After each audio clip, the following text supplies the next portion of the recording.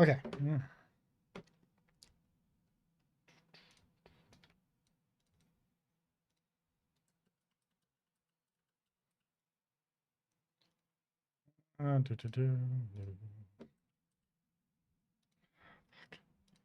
Right, we can't actually edit this for some fucking reason. Some god awful reason we can't edit this. Sakes. Capsule height.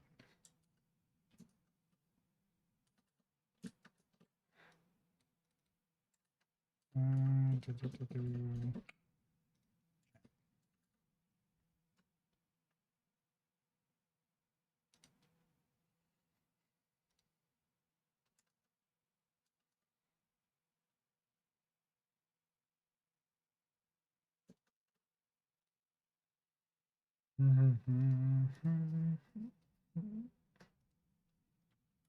Okay.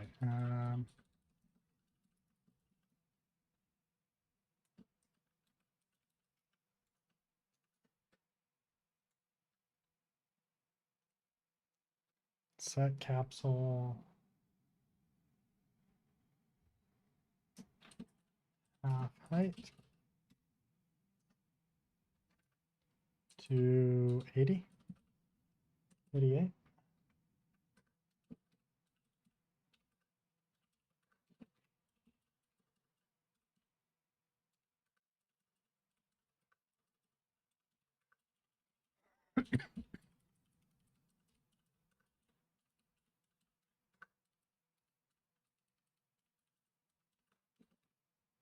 There we go. And capsule radius of 34.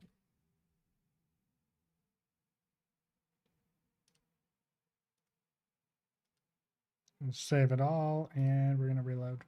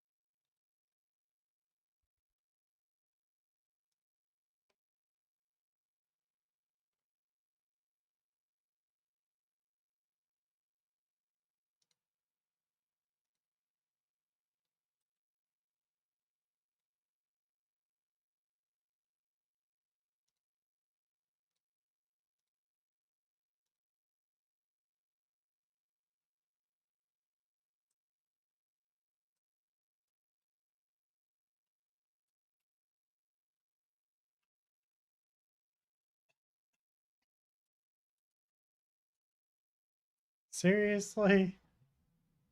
Ugh.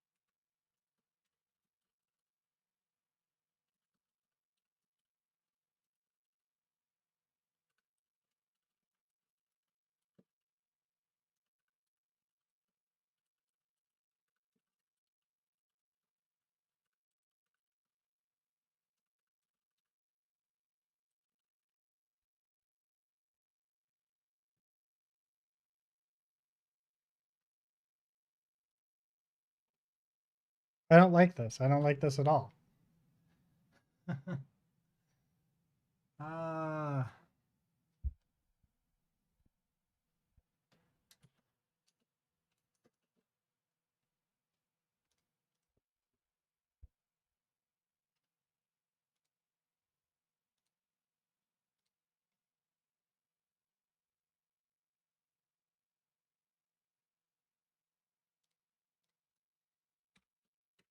I think I have to put this back to be an actual character, which would suck.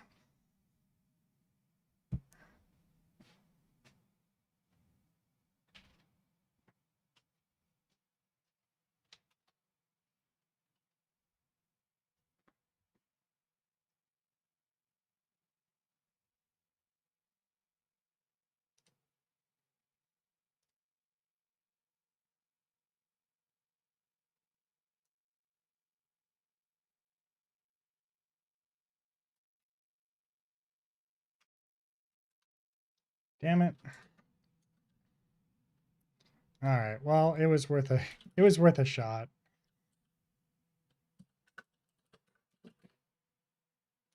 Mesh component. Get rid of these. Don't need them. A character.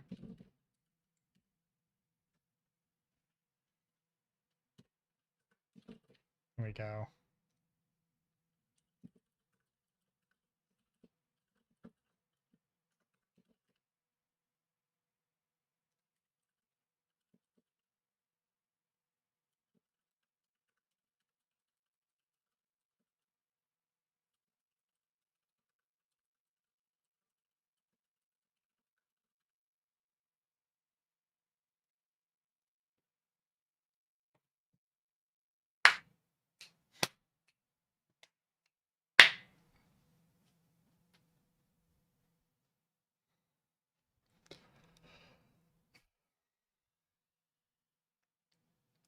So we're going to be tweaking the mesh components today. Or the character components.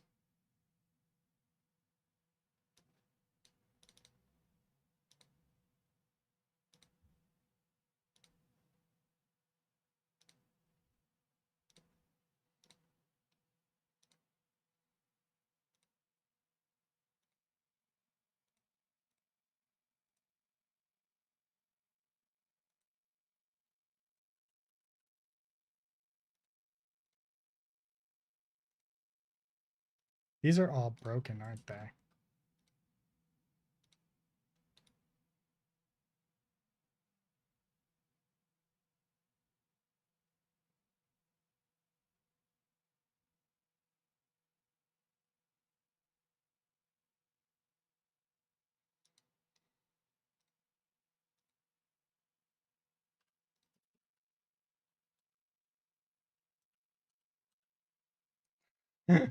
What?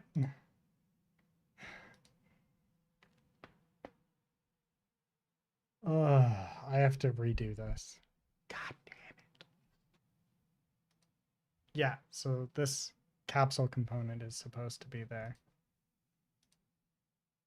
Oh, this is totally not right.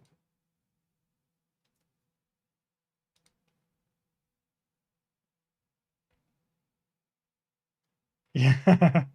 Yeah, this needs to be entirely rebuilt again.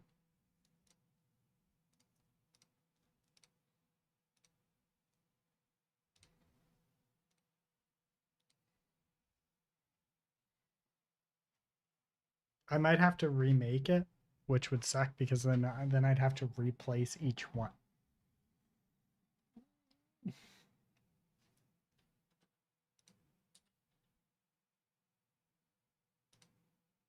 But I might not have to. We'll find out. Really depends. If I can edit this root component. Ah, for fuck's sakes.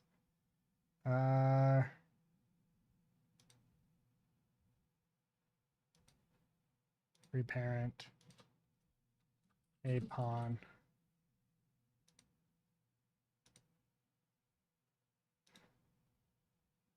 Reparent. Target character. There we go.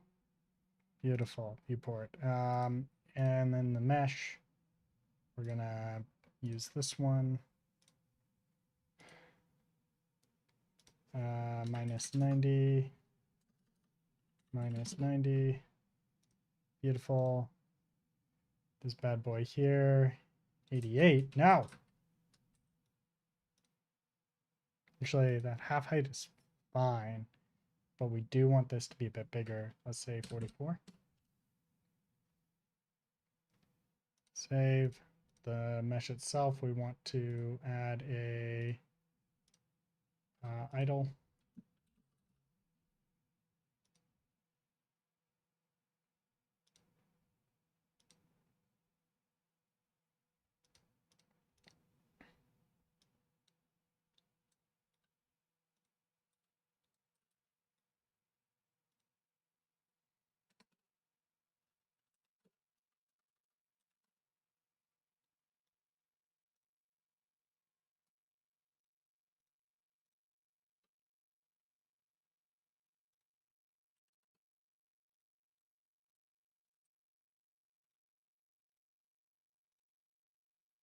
Okay, let's see if this works. That's exactly what I thought. All right, capsule component here, collisions.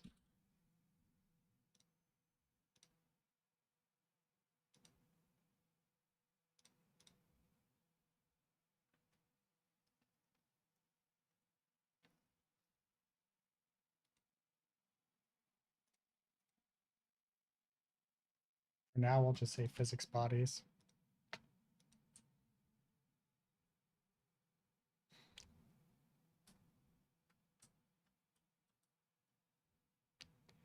There's definitely a collision that's being hit, and I think it's on Truck-kun. Right? The wheels have no collisions.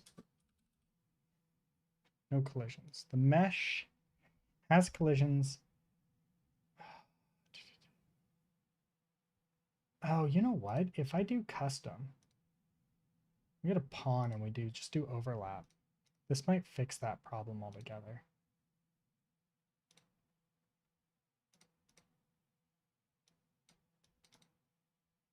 Maybe that was the problem.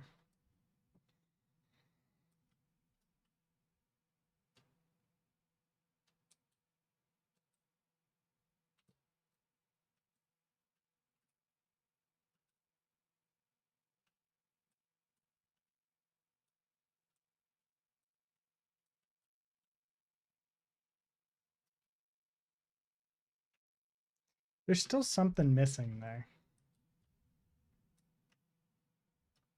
Yeah, like something's causing that.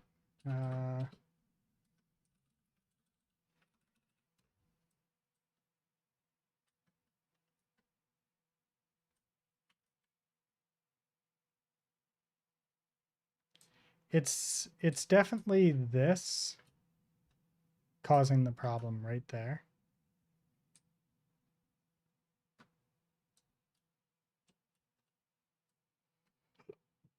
Ugh, excuse me.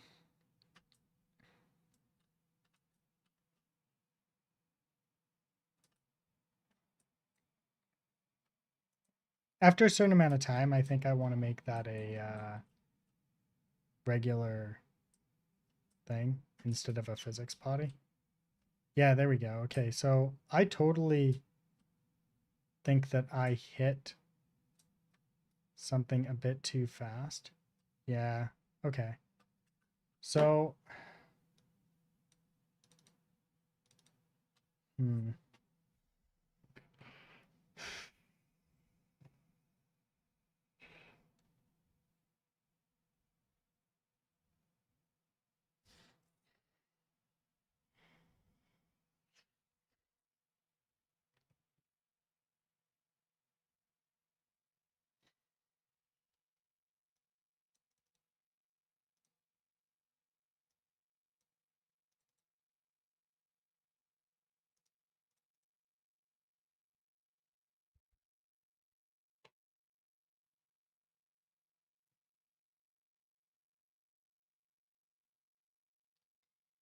Hmm.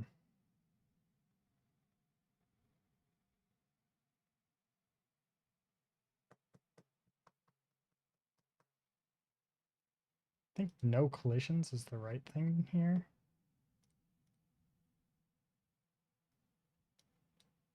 And everything is based off of hitting the actual. Let's see. Okay, so we still hit something. Something's still hitting. I don't think that it's a. This is the hard part. I don't think that it's. Like, I think that it's. Yeah, so I think.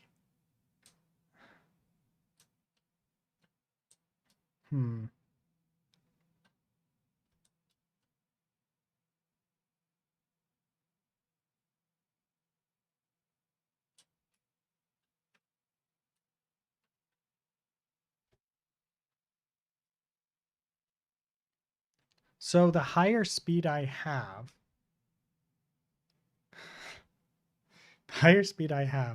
the greater the distance of my collision needs to be, I think. So like, I think this needs to grow in all directions. Actually, wait, that might be it. Oh, it might be these mirrors.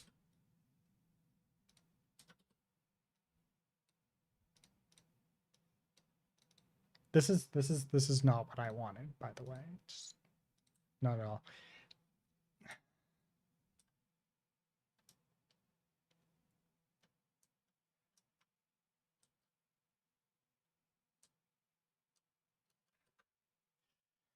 I don't like this. Okay, where are we here?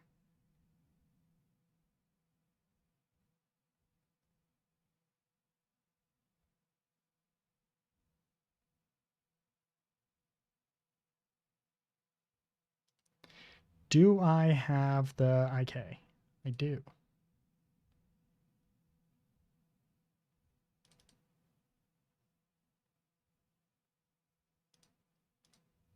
Oh, I don't have the retarget though. Damn. Wanted the retarget.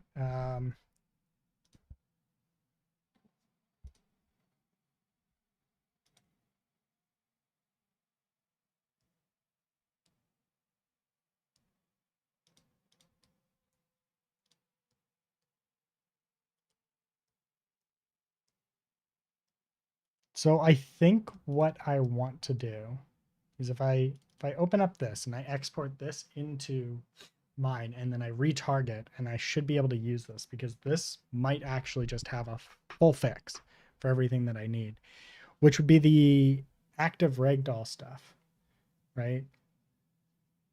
So if I go to here,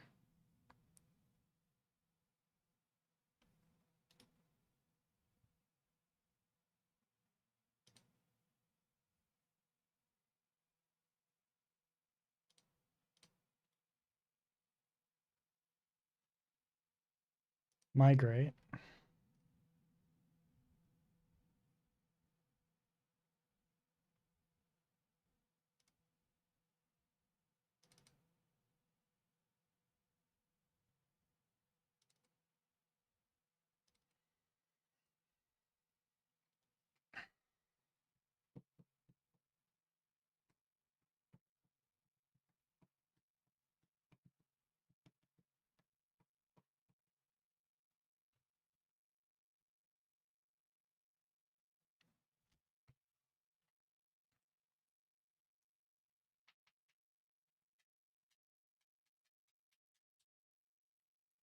There we go.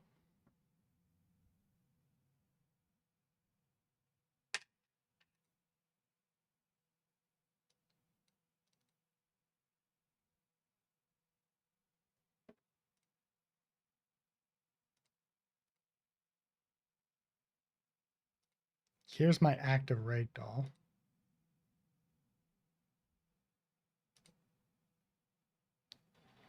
Here's my character blueprint. So we're going to try and add one of these in and see just how good or bad this guy is at being hit by mine. Oh, for sakes, of course.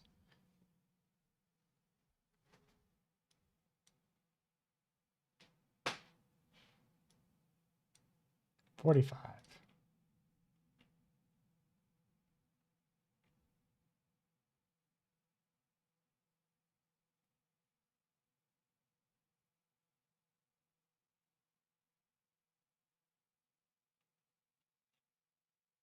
I am not entirely sure where the error is.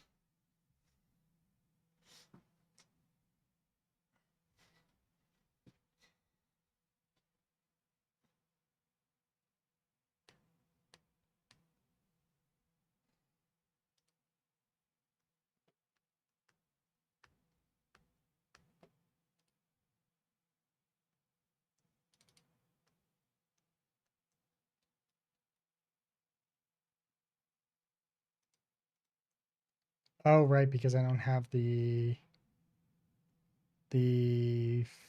physic physical animations component. Let me take a look.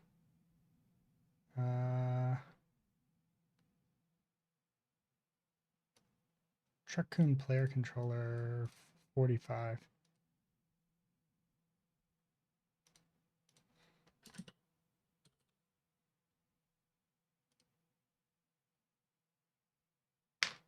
Oh, that's why.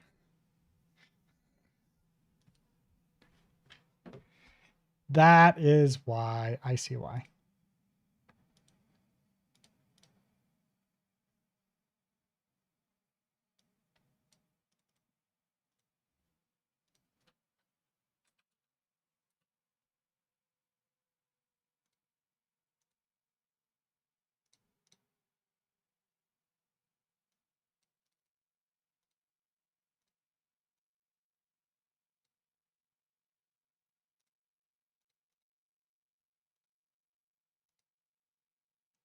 Don't crash. Oh, sweet, we didn't crash. Okay, so if I come over here and run this guy over, look at that. He's nothing.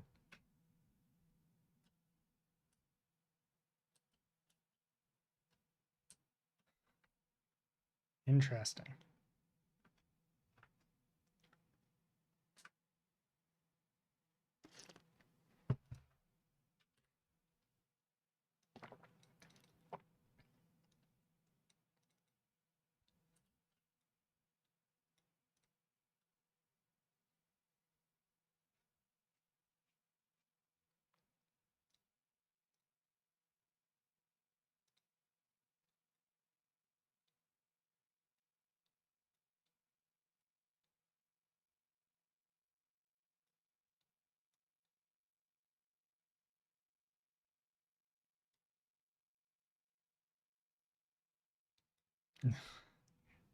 It's like collision response to channel.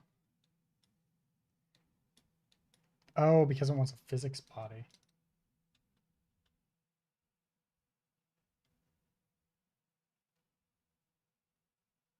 At any rate, this is the thing that I was looking at. Watch.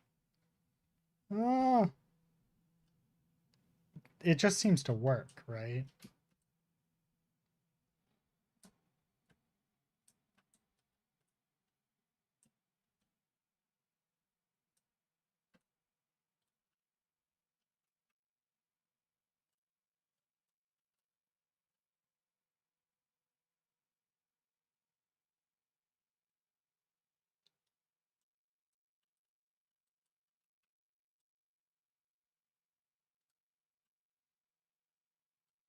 And this is what we want,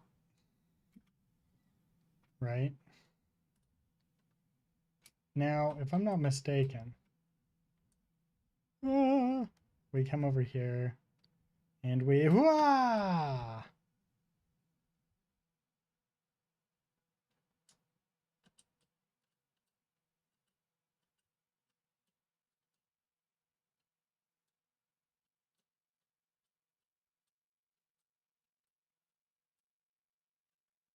right?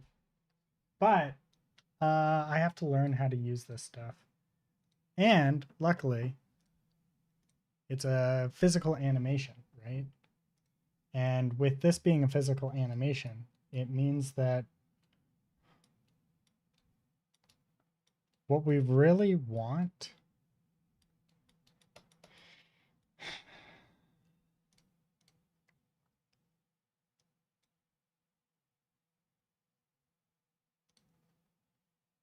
we're not getting an error here. So if we come over here and we add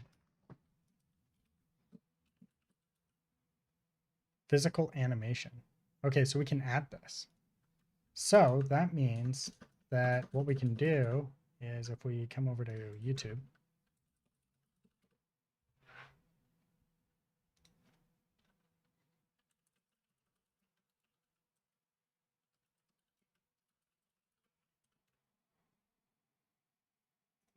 watch includes this. self, because So we can watch this guy and this guy maybe.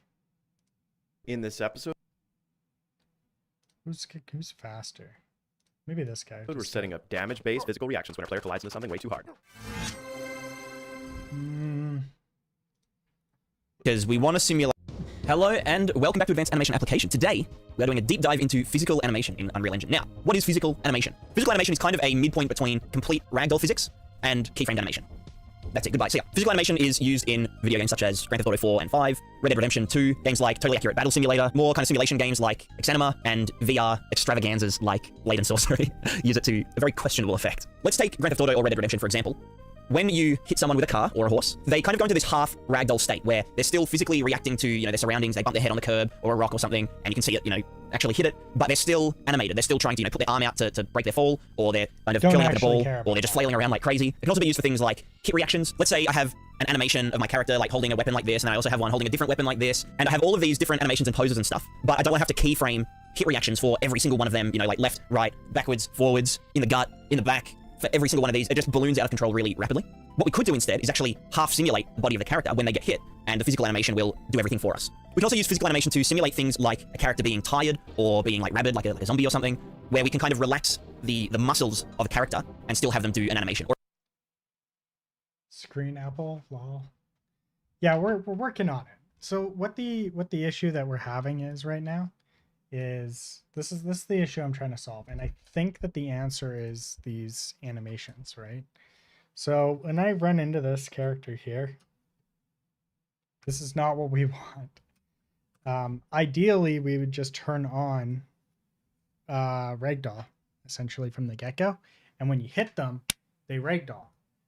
But we can't do that because if we duplicate this right now, and I go to the mesh, right, and I do physics, simulate physics, and then I hit play, it's just gonna crumple. Oh, she didn't crumple?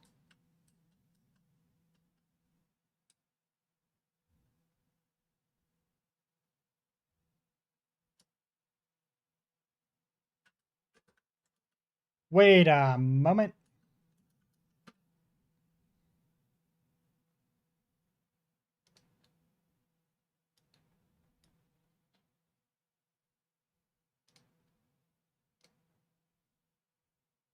I'm gonna try that.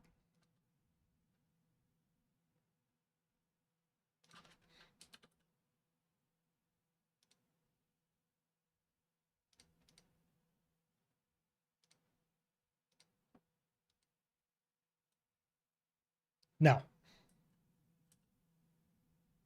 It's not quite what I want. Actually, it might be if I disable some stuff here.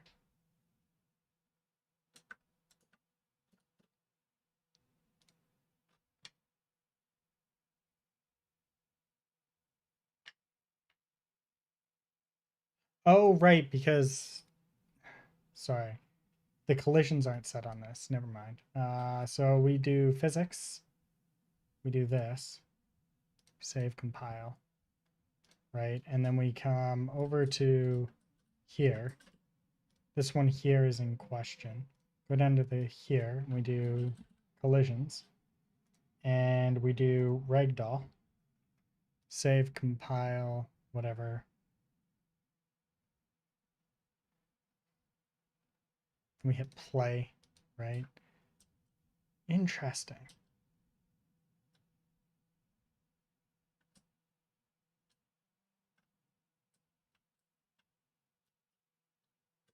Huh. Maybe this will work.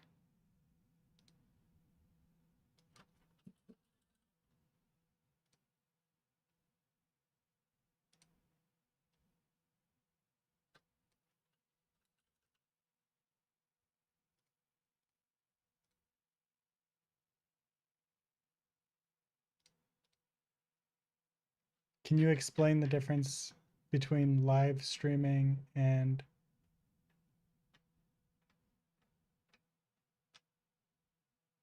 those are different things completely. Well, maybe not completely, but those are different. Oh, there we go. This is what we're expecting.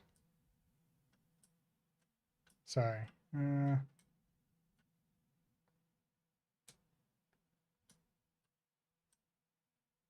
What are you trying to do is a better question. Yeah, so this is what happens when we're going to do regular ragdolls. But I think if I do the animation stuff, it will fix the problem that I'm having.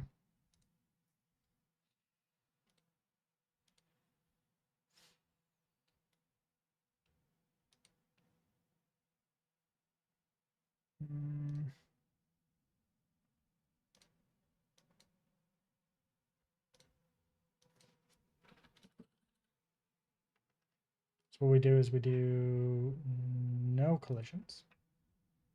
Save, compile. Beautiful. But still, when we do the switch over from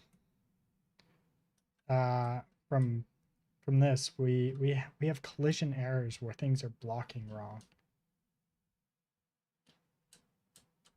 And it causes a lot of problems. Like ideally, we're only ever going to be really hitting one, but like there's this chance of like you hit one and it just does weird things.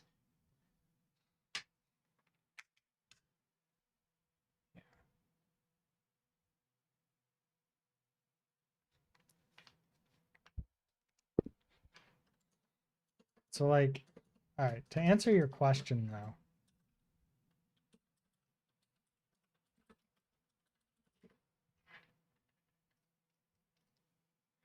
Yeah, this is what I thought. So it just doesn't render anything that's not viewable.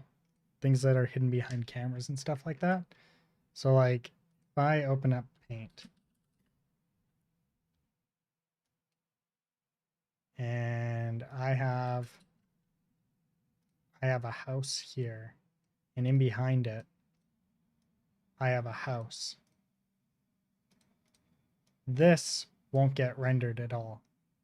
It will just get it will just get deleted essentially. It doesn't exist.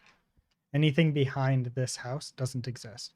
Now, on the flip side, if I have an object that's like this entire object here needs to load because we can see part of it. So if you can't see any of it, none of it loads.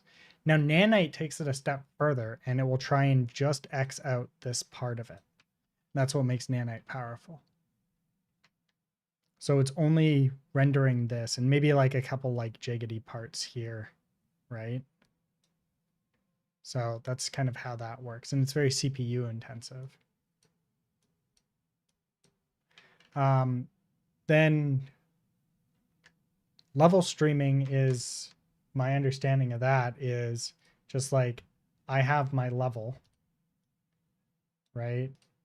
And we've got chunks of it and we stream it from the CPU up to your screen. But I don't know. I'm not an expert on that.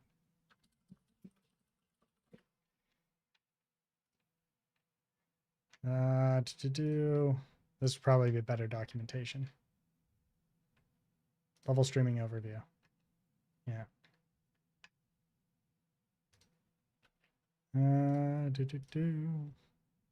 Also, like, it's possible. I don't know if it's a standardized thing.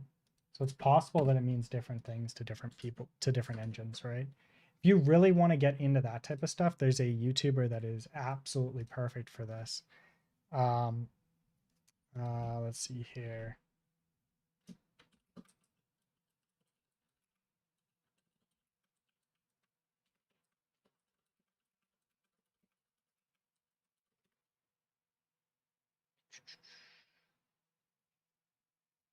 I can't remember his name, and it's bothering me that I can't remember his name.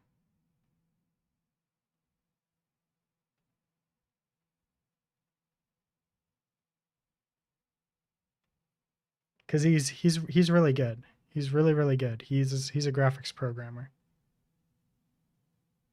I'm fairly certain I'm following him. How games do... There it is. This guy. This guy is the person you want to ask if you've got like really deep engine related questions. This guy is amazing. He really knows his stuff. And definitely go give him a follow. I thought that I was subscribed. I guess I'm not. But I can remedy that issue and call that a day. Another good guy that really knows their stuff is Prismatica. This guy here. I think that he's more like gameplay programming stuff, though. I'm not really sure where he stands. He doesn't strike me as like a deep program. Like this guy here, he gets into like the heavy maths and actual like hard programming of things. But he also does a lot of Unity. This guy here is Unreal, and I think he uses a lot more blueprints, but he still does know C++. But I don't think that like C++ is really his focus. Like the programming aspect of it is, I don't think his focus, and I'm not. He does a lot of material stuff. This guy does a lot of shaders and stuff like that. So like occlusion, culling, and stuff like that. He really knows what's going on. This guy's more like, how do I do shaders and specific materials and stuff like that in Unreal specifically. Both of them great guys. Go give them a follow. I think both of them stream on Twitch. I know this guy streams on Twitch, and I'm fairly certain he streams on Twitch. He does stream on Twitch. Go give him a follow too. Both good guys. Or at least attempt to do an animation. So, you know, we could say this character, their right arm is injured, and so we're going to set its physical animation properties to be, you know, at a particular strength level, and it's going to be simulated but trying to do the animation that we're giving it. And that would result in, let's say they were trying to do a punch or something, it would kind of look really floppy and like they can't really hold up the weight of their own arm. So that's another way that we can use physical animation really effectively. So, without any further ado, let's get stuck straight into it. Oh, sorry, I was watching a course about without any further ado, let's get stuck straight into it. Oh, sorry, I was watching a course about public speaking and delivery skills on Skillshare, who, coincidentally, happen to be the sponsor of today's video. Let's face it, you are watching my video Did anybody see that coming? for one reason. You want to learn how to make a great game. If you are an aspiring indie games developer, you need to know, and I'm saying you need to know, how to make videos. Making videos is probably one of the only ways that you can really communicate and start building an audience. So I've personally been going through Alex Lyon's course, Communication Skills Become More Clear, Concise, and Confident. You can probably tell by my voice that I've actually started employing some of his techniques. Skillshare would be the perfect place to learn video production, so making your own YouTube videos, devlogs, showcasing your game to the world, and all of the classes available through Skillshare are kind of like my videos, except they actually put effort into them. So they're very easy to watch, very easy to learn from, very nice to look at. So do both of us a massive solid. I think that is a disservice to his videos. He does a very good job on his videos. And get your free month of Skillshare in the description below.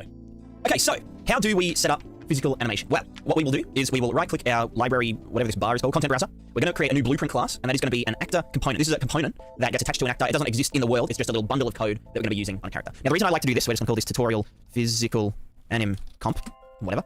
The reason I like to do it this way is because you can then have all of your physical animation related stuff in this little bundle of code, and you can put it on characters that need it, you can not put it on characters that don't need it. It just makes it a lot easier to manage, rather than put all this code in your base character class, and literally everything from then on inherits that code when it doesn't need to. The other nice thing is that whenever you're doing, an interaction with something, let's say something takes damage, you can just use the get component by class function, and then we can actually just look for tutorial physical anim comp, and then do something of the component if it finds one. Now, this component is completely blank, so what we're going to do is on begin play, we're going to add component by class. We're going to add it to the owner of this component that we're creating, and the class is physical animation component. Now, this is the Unreal physical animation component, and this is, as its name suggests, a component that handles physical animation. But since we want to add our own functionality, we're going to create this component at runtime and store its reference as a variable. And then the last thing that we need to do is we need to actually set a skeletal mesh, or a skeletal mesh, as we say in my area, that the physical animation component is going to use. So what we're going to do is we're going to get the owner, we're going to get component by class, or alternatively, if you have a character class or something that you use, you can go cast to, I use my own class called living being. We could just chuck this here if we wanted. I actually do this cast usually in like a parent component, and we can say as living being get mesh, since this is derived from the character class, and we can just plug that in there. Bam, compile. One extra thing we will actually want to do is get this mesh, and we want to promote it to a variable. So let's just put that there. And now our physical animation component is set up and ready to be used. It's as simple as that. So first up, let's just create an event, custom event. This one is called, let's call this toggle physical animation. What we're going to do when we toggle physical animation, we will need the mesh component itself and the physical animation component. We're going to simulate bodies below simulate physics. The in-bone name, we're going to make literal name. And we're going to type pelvis. And then what we aren't going to do is tick include self, because we want to simulate everything but the pelvis. The pelvis, 99% of the time, you want the pelvis to be not simulated, because it is kind of the anchor point of the character. If it was to simulate, then the character would literally just fall to the ground, and they wouldn't move along with, the character movement component or anything like that. We're going to click new simulate, tick. So let's just take this little bit that we've done so far. Let's go to our player Why they always fall. character. I'm just going to go keyboard R, just very hacky way of, doing debug letters and whatnot. We're going to add the component tutorial physical animcom. We're going to drag that into here, and then we're going to call the toggle physical animation function when we press R. Fantastic. Okay, so let's see what happens. If I am running around with my beautiful character here, and I press R, it's going to completely simulate. There is no physical animation going on here yet. This is just purely a ragdoll. This might be what you're going for, but I highly doubt it. So what we want to do instead is actually apply physical animation profile below from the physical animation component. The body name is pelvis. Oh, not pelvis, pelvis. The profile name is something that we're going to set up shortly after this little section. Now, I already have one set up called hit reaction profile. We are not going to include self. Clear not found. If true bodies without given profile name will have any existing physical animation settings cleared. If false bodies without the given profile name are left untouched. I think we want to keep that false. Fantastic. Now, if we go back in and we hit R, you can see that now my character is kind of ragdolling. They're kind of flopping about. They look really tired. This is like me before 2 o'clock in the afternoon every day. This is what I look like.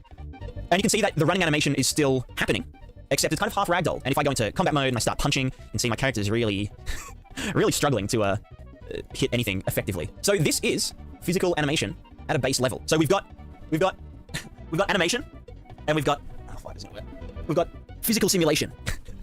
What the fuck am I doing? And then they combine to make physical animation. It's fucking awesome. So let's just take a quick look at some of the other settings that we'll be using in this component to do, whatever we want to do. There is, in the physical animation component, a function called set strength multiplier. So if we set the strength to be 0, then we're fully flopped up. If we set this to be 100 times whatever, whatever our profile was, then you can see that, well, it doesn't really, okay, what the fuck is going on here? Then you can see that it is, doing some real whack shit.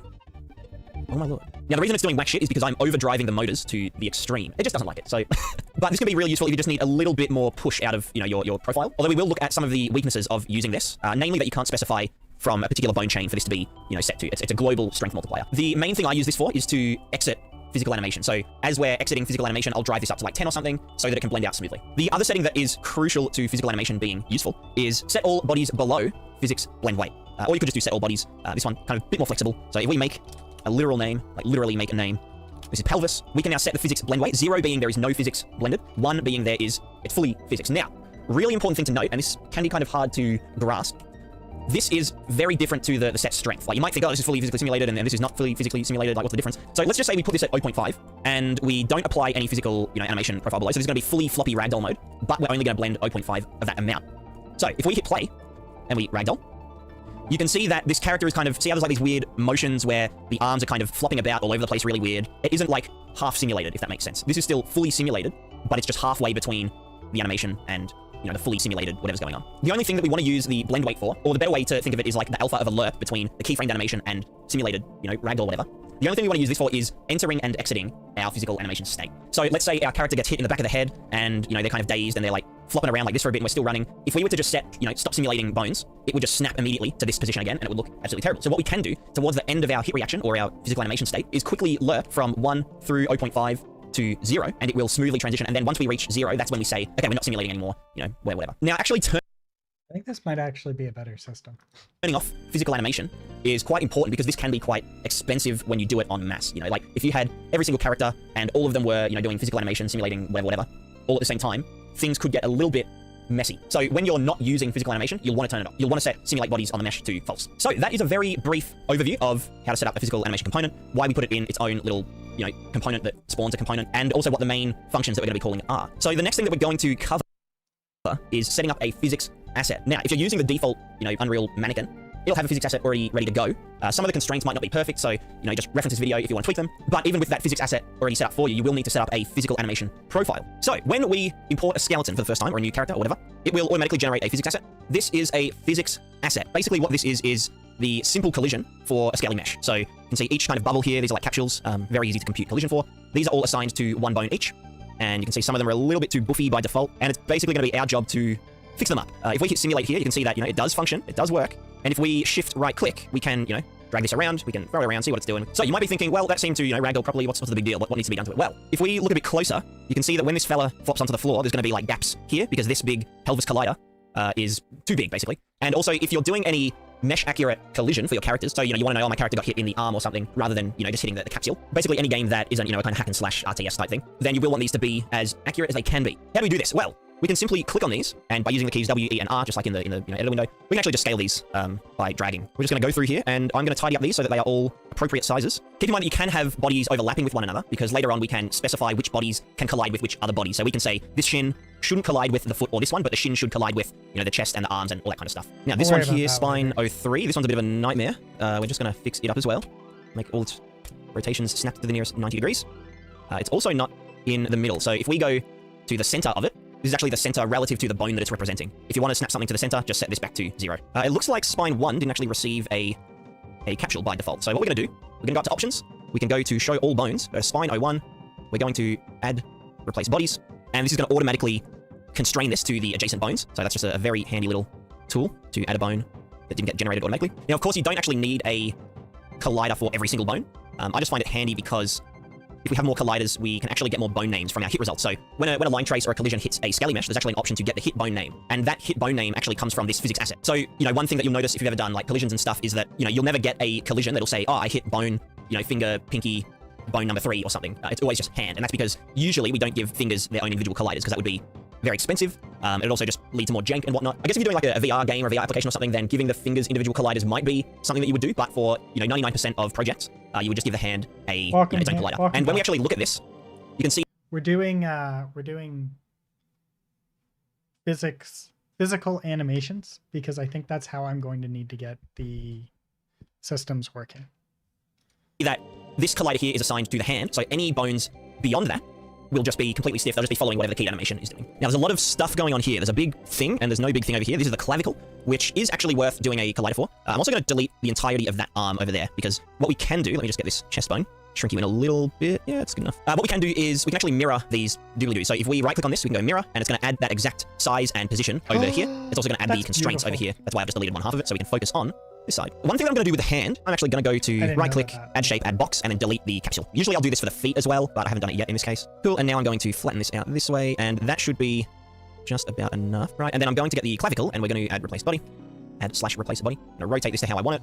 So this is our shoulders, basically. Now, the reason I put the shoulders in here is because the shoulders actually, I know it kind of doesn't seem like it, but shoulders are actually like one of the key parts of getting like natural movement. These actually move like a ton more than you would really give them credit for.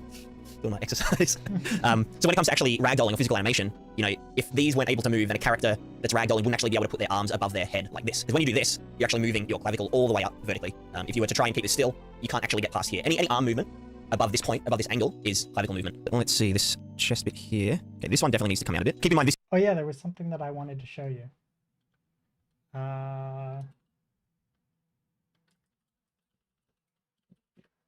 All right, let's see if this works. I don't know if it's going to work, but it might work. Might work here. There we go. Watch. Yeah.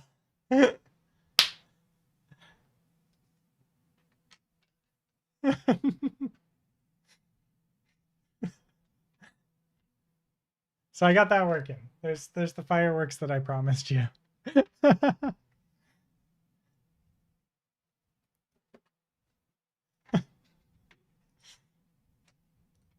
This is like an actual historically shaped breastplate, so the character's body is actually like here. So, you know, I might want to make a different physics asset for when this type of armor is being worn, where it has, you know, a bigger chest or something, just so the collisions are more accurate. Okay, so to finish up this, we're going to click on our clavicle, our upper arm, lower arm, and the hand. Then we're going to right-click them and click mirror. And I also went ahead and deleted one side of the leg and also replaced the foot with a cube. So we're going to do the same thing here. Select them all, mirror. And that's our, I guess, basis of a physics asset. Now, you hit simulate, then you can see this guy just flops down and, you know, physics, wow. What we might do is go to character, go to bones, and show selected only, just to kind of get rid of them because they're fucking annoying. So this next part here is where things get really interesting, aka frustrating. And that is setting up the constraints for these physics bodies. If we like generate a new shape or whatever, it's going to have an omnidirectional joint by default. So if I, let's say over here, if I just click this bone and then simulate selected, so that's going to simulate whatever we selected and anything below it, you can see that this hand joint just, you know, if I left click it, yeah, you can see that it, you can see that it is like free flowing. It's got absolutely no constraint to it. It is just doing its thing. It can bend in any direction as far as it wants, and it can also twist in any direction, you know, whichever direction it wants. And that's because it's using this omnidirectional, it's like a ball joint, basically. What we want to do is set all of these to limited. And so this is going to, if I just simulate this one, you can see that it has a limit on how far it can twist around. So twist would be this direction, like this way. As you can see, the hand actually doesn't have much twist to it. So it is always good to, it's a good practice to actually get your body and kind of measure how much, things can twist individually. So obviously as a fellow human being, I can twist my hand around like this. But most of that comes from the arm shin, this one. The arm shin, but it's always a good idea to let the constraints go a little further than they should. Basically, a good starting point is just to set every bone to limited in every direction, and we can just, set this to limited, and then we can just click on all these and mirror them, and that will fix it on this side. Yeah, very good, very good. Good to do you and your good something, Merry Messana. And I'm just going to set this to limited. So if we select, let's just say spine 1, and we go simulate bodies below, then you can see that we have. So okay, so I am working. Allow. I don't. Is sometimes when you're mirroring to. We'll come back to this if it doesn't feel right. We'll come back to it, but I'm not going to wait for yours to be set up. Now, if I hit simulate, that looks pretty damn good to me. If I does see, then you'll see that I can actually move this hand, inside and around our character. However, if I click on the hand and I shift click on the leg and right click on the body, and we go collision, enable collision. Now you can see that this is blue. So if I hit simulate now, then you can see that the hand is now colliding with the thigh. One thing that you don't want to do is make two things that are overlapping collide with one another, because this will result in, I may as well show you, yeah, some really wacky, but then a full collision with every second. So this is really kind of straight out physics asset set up, hang up out, because, get affected by the profile. Check it out. We want that reaction strength is amazing, and profile the rest of it along, set up multiple profile. We're going to use the ragdoll profile for all bodies, and that would fix that issue. So you can, set up multiple profiles, and it is recommended to set up multiple profiles for different things. So if you do want to use that world space file, this one could be called the ragdoll profile, and we assign everything to that one.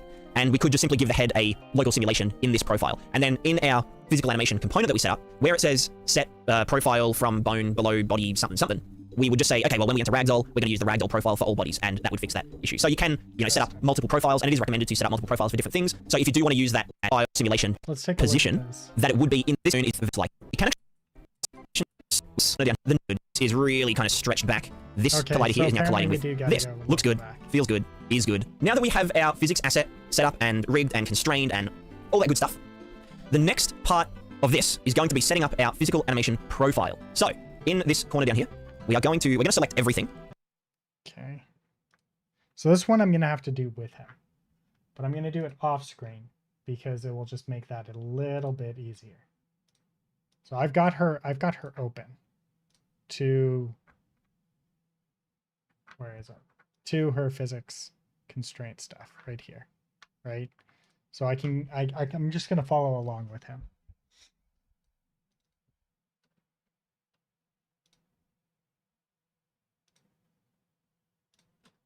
We're going to hit new, and the current profile, we're going to call this, I'm going to call this strong. The reason I'm going to call this strong is because we're going to use this for our hit reactions and stuff, where we don't necessarily want the character to be flopping around too much, but we still want them to be able to, get affected by physics and whatnot. So I'm going to assign all of the selected, I want the foot as well. I'm going to assign all of these to. Okay, so I select all of them.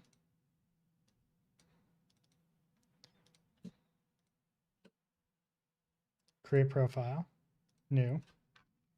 And we say strong. We're just going to go with the same strong. And then we assign the selected bounds. Beautiful. To the profile strong. And now you can see here where it says physical animation, we have these options. So we have our is local simulation checkbox. We have orientation strength, angular velocity strength, position strength, velocity strength, max linear force, max angular force, blah, blah, blah, blah, blah. There we go. If we hit simulate, nothing's changed. And that's because we need to actually tell this, hey, like, what strength values does this profile have? So let's just select everything. And into orientation strength, let's just put 1,000, and we'll put 1,000 into angular velocity strength. Then if we hit simulate, you can see that this fella is trying to maintain that position. So what we could do, if our hands and stuff are kind of where we want them to be, we could just, adjust the spine constraints to be more powerful. So now our fella is standing upright, and I can still, push him around. We could hit him. We could do what we want. You can actually go to physics, poke. Where's poke? Poke strength. I'm going to put this up to like 5,000. And if we hold control and left click, then we poke him. So this might be what a hit reaction looks like if he got hit in the face or something. So another thing, let me just go through here and reset all of these back to 0. One thing to note is this position strength value. This will only work, same with the velocity strength. These will only work if this is not a local simulation. So local simulation means each bone is simulating relative to its parent bone. So, this one is trying to maintain this rotation relative to this bone here. Whereas if this is unticked, I'm going to untick on the hand, then this is actually going to be trying to reach the position that it would be in the animation regardless of what its parent bones are doing. So if I set this to 10,000 and we simulate here, you can see that this hand is trying to maintain that position that it's supposed to be in, regardless of what these bones are doing. And this can help prevent things from flopping too much. So, you know, like our issue before where the head is kind of flopping back too much, if we made this non-local and put the position strength up to like 10,000 or something, then when we simulate, the head will be pulling all of this stuff up to that point, you know? So maybe we'll put this down to like 1,000 and we hit simulate. And yeah, you can kind of see that this head is acting like almost like a helium balloon in a way, and the rest of the body's just getting dragged along with it. However, this can get really janky when you're doing like ragdoll physics. So you want to like knock a character over and you want them to kind of flop on the ground. This will give you a very bad time. So you could make a second profile. So we could get, you know, select everything, new profile. This one could be called the ragdoll profile, and we assign everything to that one. And we could just simply give the head a local simulation in this profile. And then in our physical animation component that we set up, where it says set profile from bone below body something something, we would just say, okay, well, when we enter ragdoll, we're going to use the ragdoll profile for all bodies, and that would fix that issue. So you can, you know, set up multiple profiles, and it is recommended to set up multiple profiles for different things. So if you do want to use that world space, you know, kind of have the ends of the appendages drag the rest of it along, that would be the way that you do it. Come here. There my girl. Well, looks like Girl Cat has joined us for the rest of the video. Now, we can go to preview animation, and we can actually do this. But then I'm going to select these, and we're going to hit simulate and preview animation. We're going to switch to here. This is our walk animation. And it's being simulated. Obviously, ignore the feet. Wait, you can do that? Oh, that's amazing. Okay, wait. Review animation.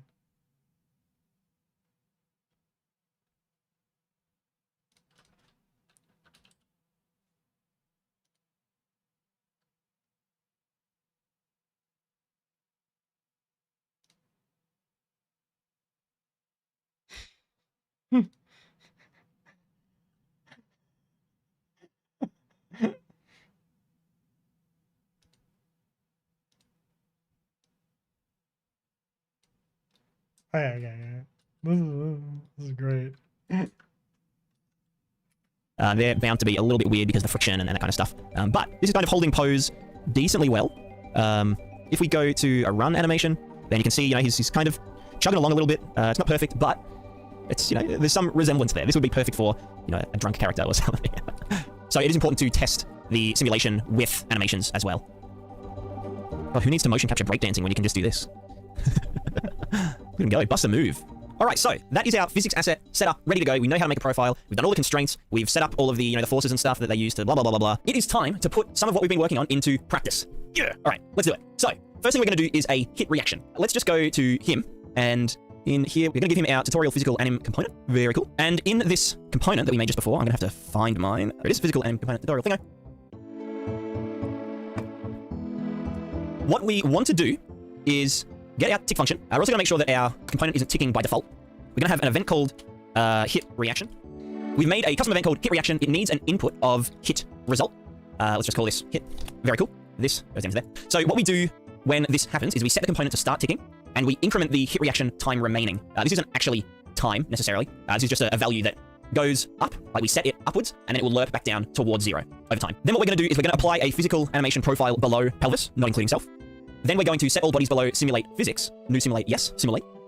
Then what we're going to do is we're going to add an impulse after we've set this to simulate physics. Now, little thing that I do is if the hit hits the pelvis, then hit the spine instead. This is just a little thing to prevent warnings that can pop up. If you hit the pelvis and it wasn't simulating, there would be a little warning. Not an error or anything, just a warning saying this would need to be simulating physics if you want to add impulse, blah, blah, blah, blah. Very cool. So the impulse needs a bone name. So we're getting the bone name from the hit result that we're going to be passing into this hit reaction event. And it needs an impulse, which is a velocity. So it's a direction and magnitude of that direction. The way we're getting this is we're getting the trace start and the trace end, and minusing the start from the end. That's going to give us the distance, or sorry, not the distance, but the vector between the start and the end of the trace. Then we're going to normalize that, which is going to get that.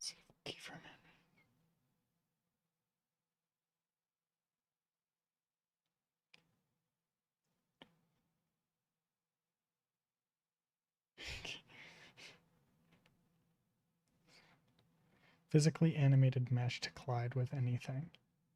This makes sense. Instead, use line trace overlap events in combination with apply force and apply impulse, because it gives us magnitudes more control over the result. This is probably exactly the issue that I've been running into. That same direction and make it a magnitude of 1. Then we're going to multiply that by big number. This is your strength value of the hit or something. You could base this off whatever variable you want. And we're going to add impulse. And then on tick, what we're going to do is we are going to set on tick the hit reaction time remaining towards 0. We're also going to minus this small number from it. That's just so it actually reaches 0 at some point. Otherwise, it would just tend towards 0 and never actually reach it. After this is done, we actually check, is this less than or equal to 0? If it is equal to 0, we know that the hit reaction has finished, so we're going to set the value to 0 just for safety. Then we set all bodies below simulate physics to false, and then we stop the component ticking. Very cool. However, if this isn't true, what we're going to do is we're going to set the blend weight to whatever the hit reaction time remaining is. You know, this might be at like 2, and then it will come down to 1, and this will still be like fully simulated, whatever. And then as it approaches that last little stretch, that last bit from 1 to 0, it will lurk back the blend weight, or the alpha, between fully simulated and not simulated at all. It will just lurk that back to, you know, the original position that it should be in due to the animation. So this is just there to, you know, exit from the physical animation without any like stuttering or anything. So what we can do now, I'm just going to go to literally anything. I might just get a projectile or something. When it hits something, all I'm going to do is we're just going to get whatever it hit. I'm going to say cast to, well, actually no, get component by class. We're going to look for tutorial physics and incomp, and we're just going to call the hit reaction function or event. Same thing. And then into the hit, we're just going to plug whatever the hit of this line trace is. This could be a line trace. This could be like an overlap or like a hit result or something. It could just be, you know, whatever you want it to be. So if we go here, we're going to press P. I'm printing on the side here what the like remaining value for the hit reaction is. I just realized something based off of what he was saying. This might change everything.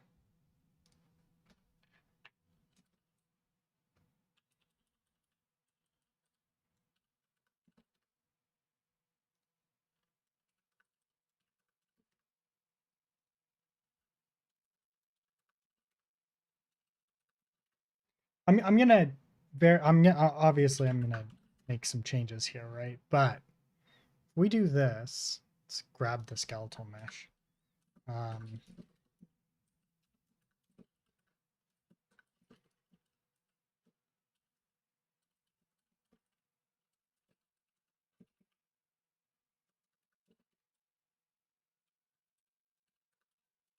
I don't care about this here, right? And we just add the impulse.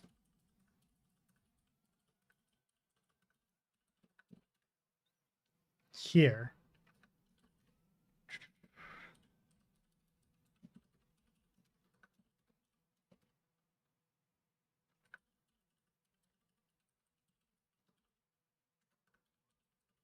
Give me a sec. We're like almost there. Okay, so we have these, right? Set all bones physics. Mesh. Ignore collisions with truck.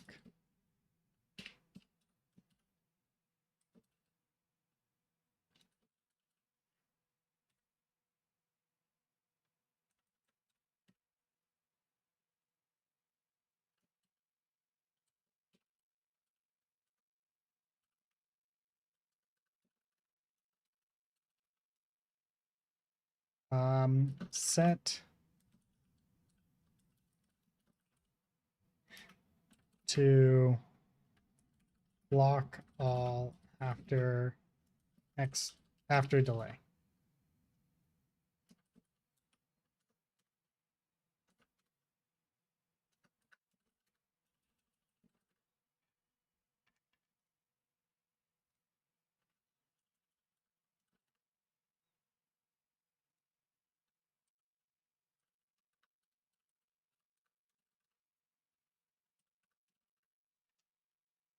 Let's see if this works. This just might actually do the entirety of the everything that I need.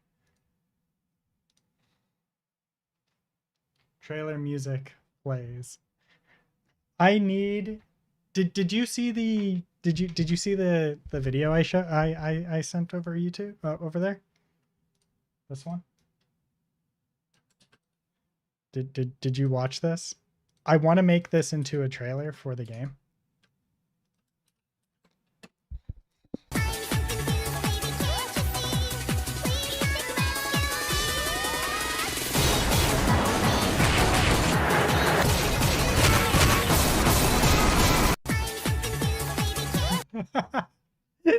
It's just so good.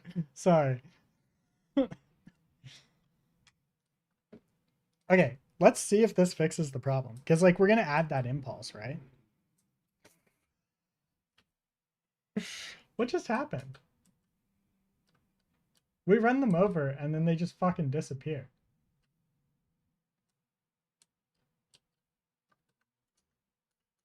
That's weird.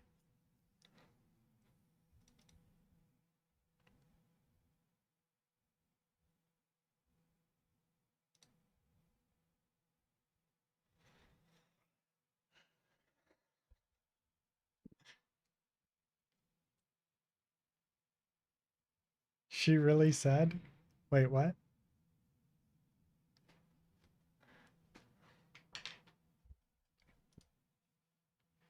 Why is it disappearing like that? Oh, right, because this has no collisions, right? Um, we can remove that altogether because she's just following through the world, right?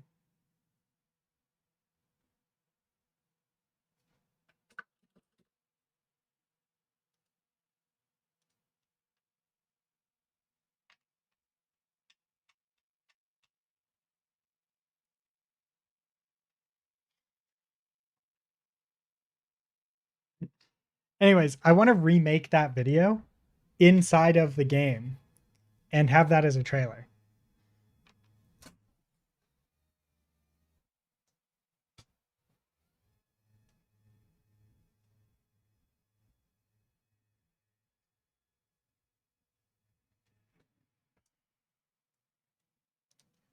Okay, let's see what happens here.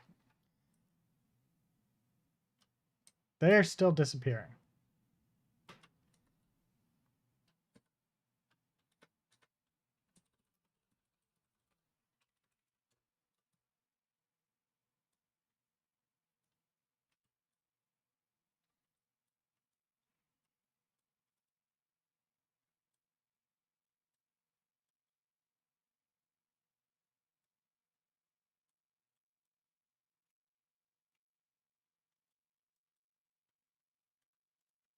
Okay, something's setting this incorrectly. I don't think that Truck-kun has any collisions on them that would cause a problem.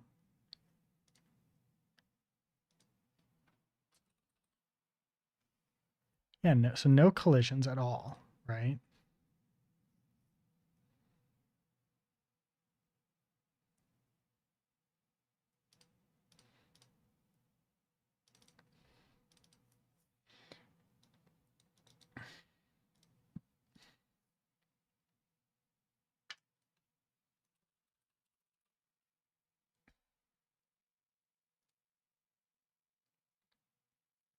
Vehicle overlap. No collisions. If I take this and just ragdoll it,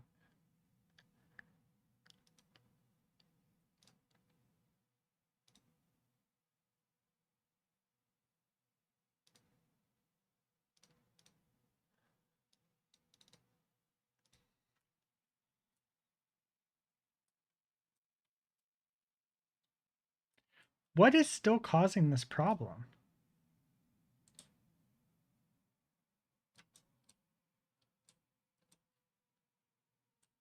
Like we've very obviously hit something. So it's got to be a Truck-kun thing. I don't think Truck-kun has any collisions though, really. Like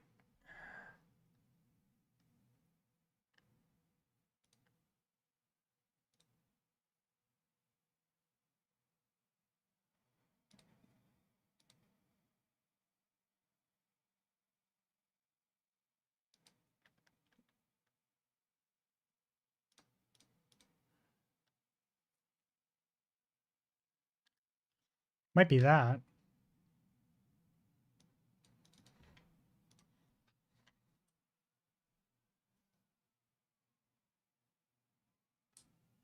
We definitely hit something. I don't know what we hit.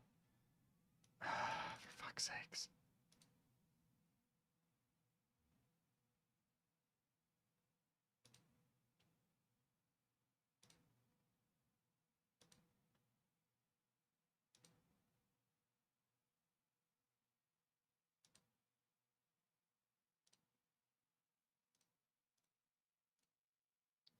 No collision, no collision, no collision.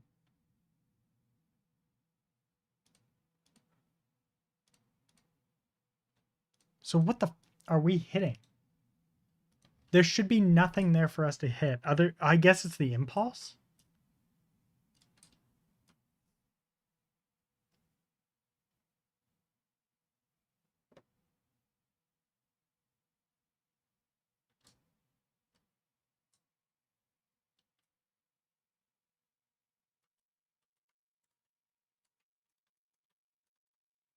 Wait. What?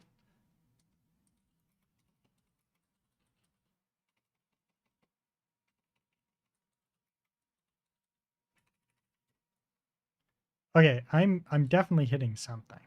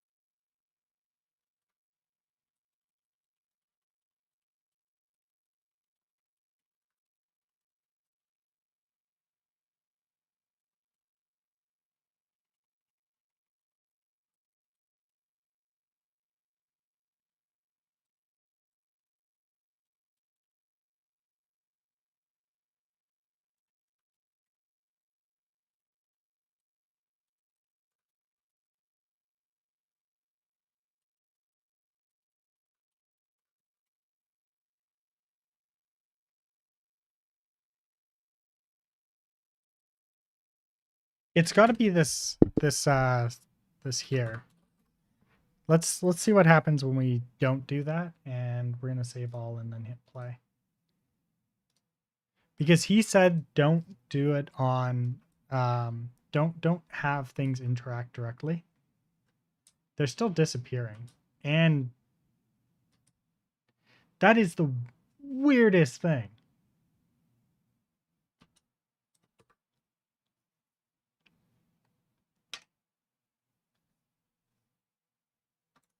What in the blue hell is going on here?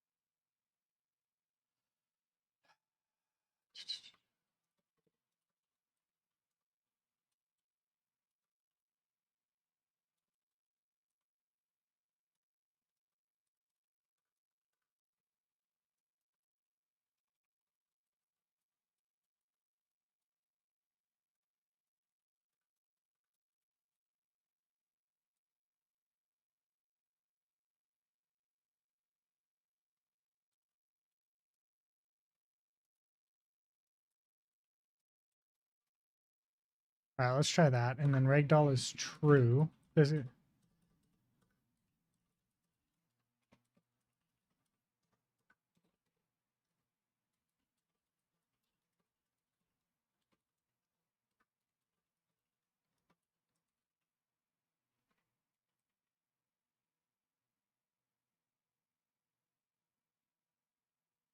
huh.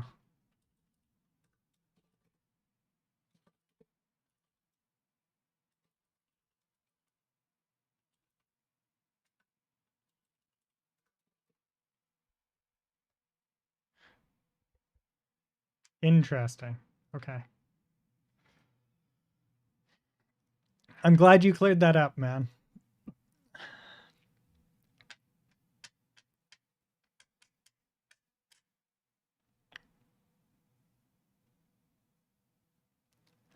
I don't know why she's disappearing when she gets toggled.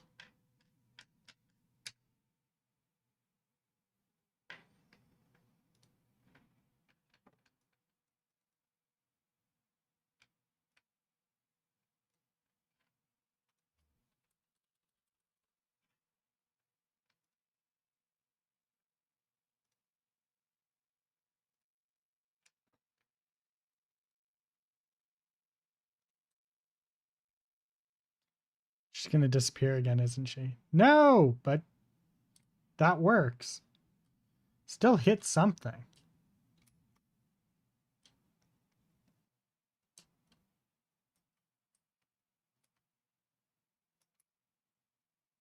We're getting somewhere.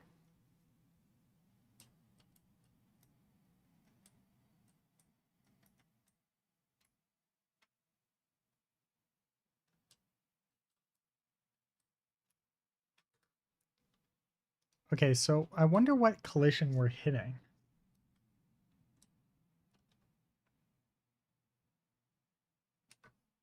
We go to the capsule. Maybe it's a physics body? I don't think it is.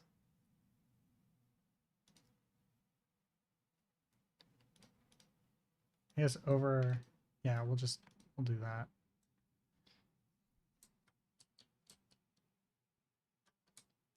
We're still actually hitting something. What are we hitting though? Like what is actually being hit?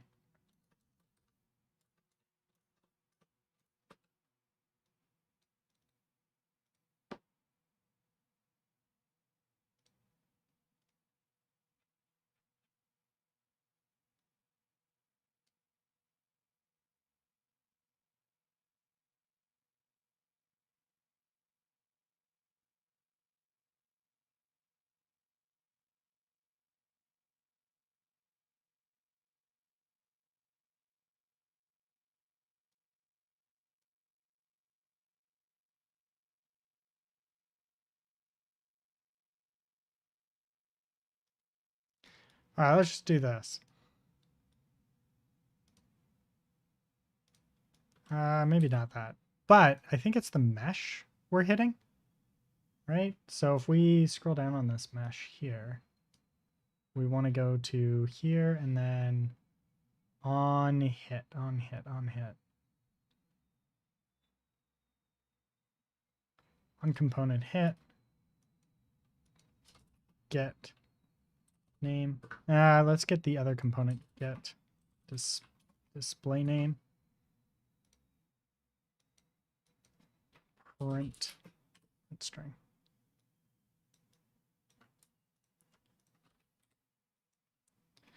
Append.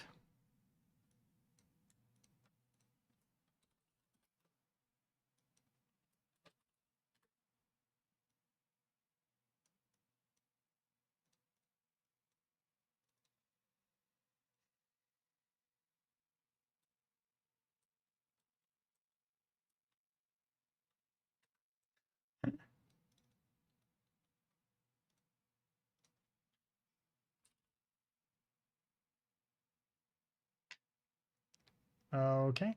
So I think it's just the hit in here. So it's the actor hit.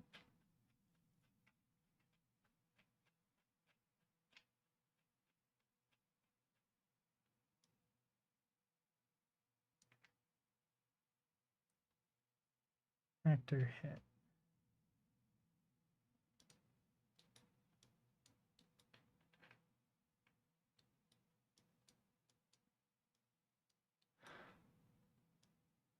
So I got to do this on begin play.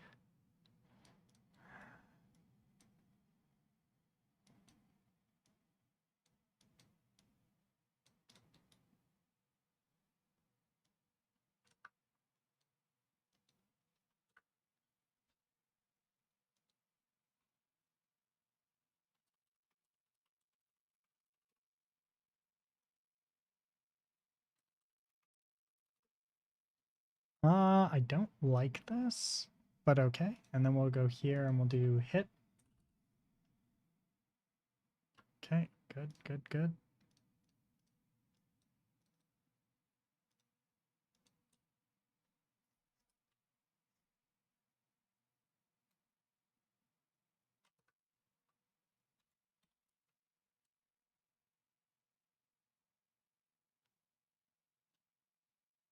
It printed nothing. I'm colliding with something. I don't know what I'm colliding with, but I'm colliding with something.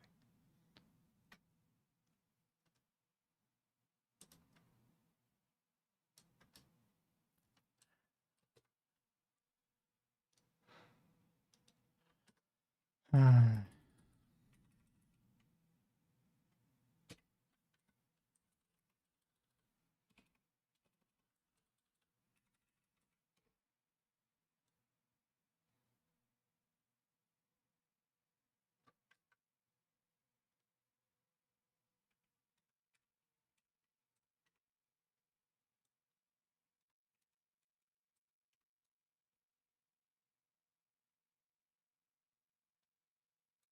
See, I don't know what I hit because this mesh, right? This collision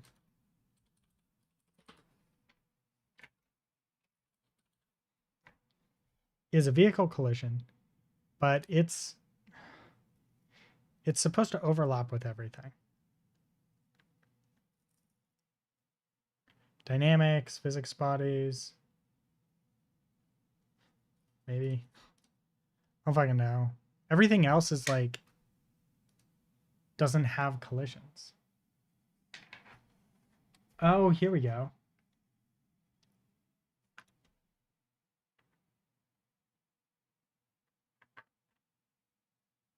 You know what? It's probably this.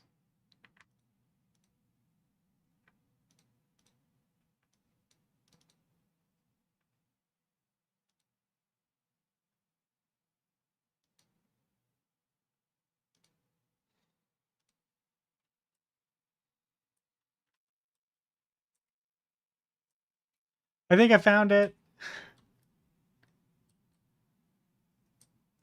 Yeah, I think I found it. Sweet. Okay, okay. I have made progress.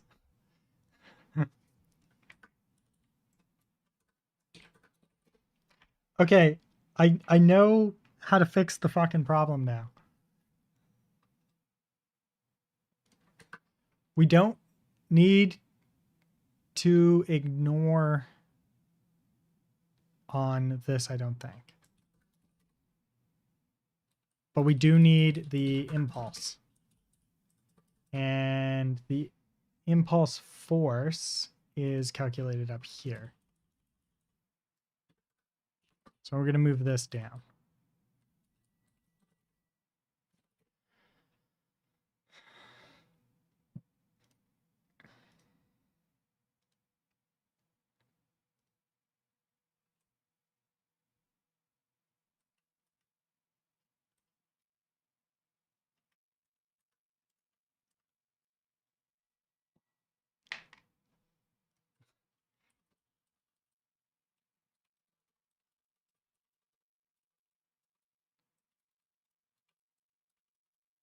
What was it again? It was mesh. No. Physics. Simulate physics. Set simulate physics true.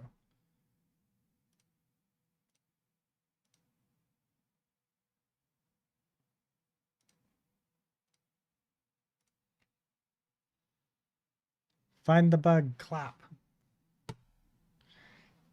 We can do it.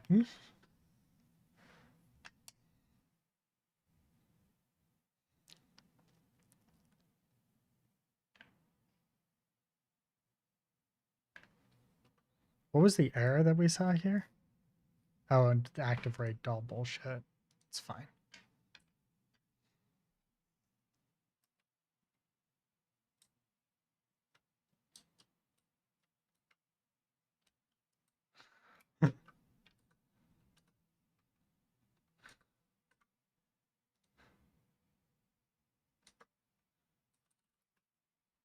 Show.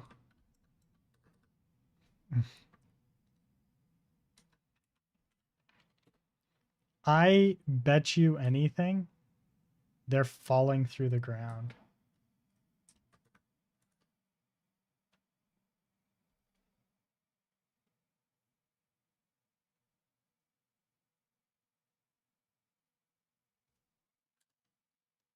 Actually, what's the...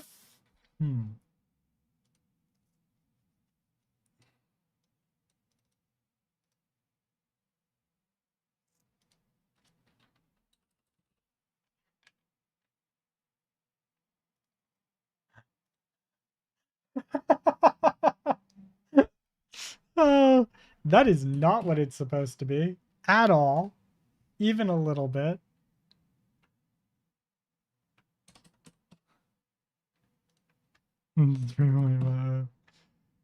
Oh my god, that would, mm, that would do it. No wonder they were disappearing.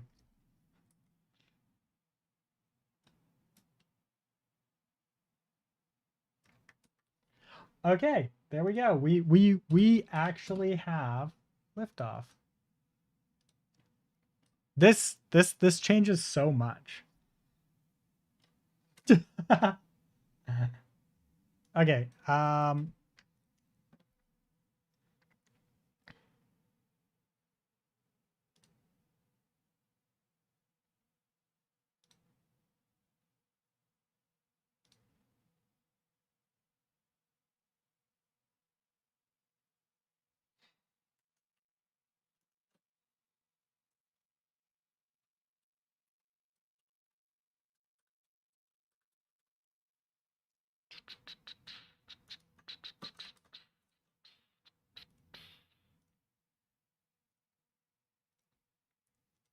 So we multiply that by -1.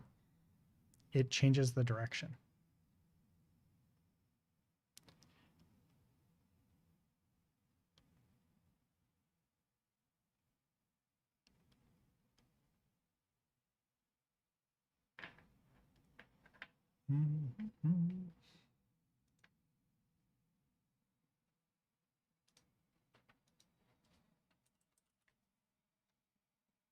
Save.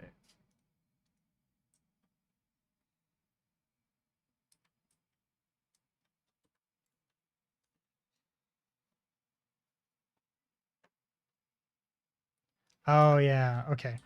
Um. Fuck.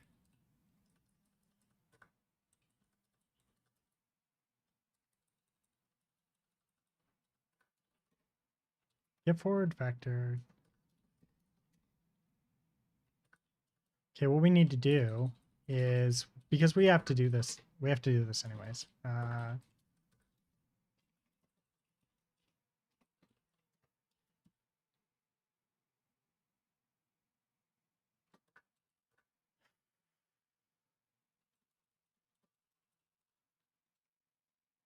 Oh wait.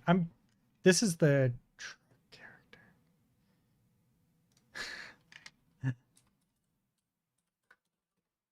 No wonder it wasn't working.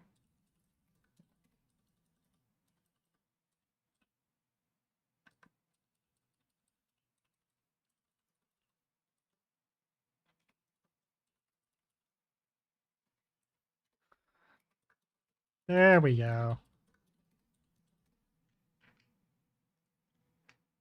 No wonder it was going backwards.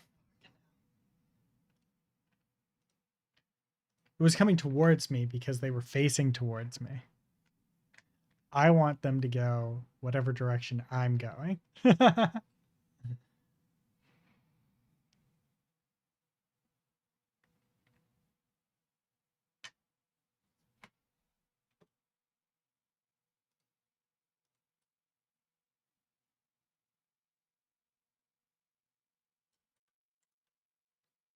Okay, and then I need to change the current minus. So it's at -3.5. I want to change that into just a +3.5, and that will fix that one where they just look like they're flying over, and now they'll fly up. There we go. But we do need a little bit more on that. So we need probably maybe 2 on that, and then 4 on, actually we'll do 5. And then we don't want the pelvis, we want the,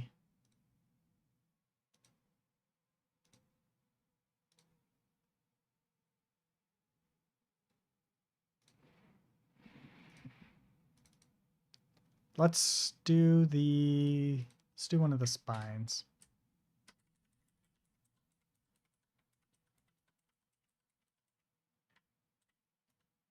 We'll do spine 3.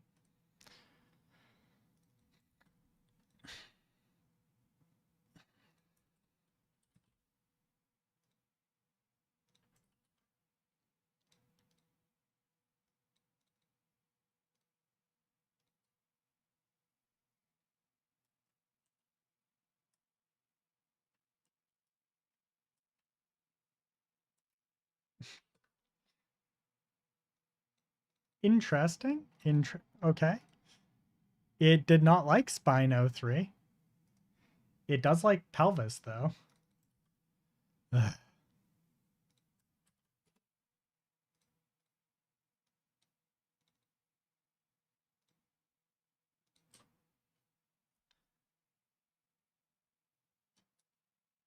Really liked pelvis. Okay, so we want maybe still 1.5 for the up.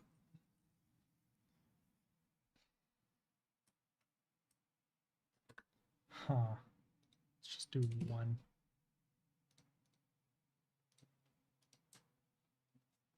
I might need to yeah, I think I'm going to need to set this to tweak the directions and stuff like that.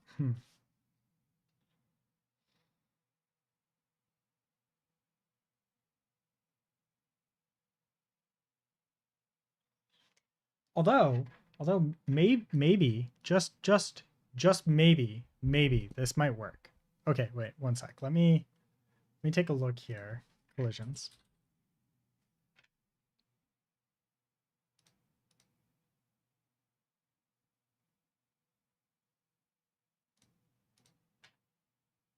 I think it was a pawn, right? Let me take a look at these collisions here. Yeah, and so pawn. We go to the mesh, that's fine. Go over here, right? This is all good.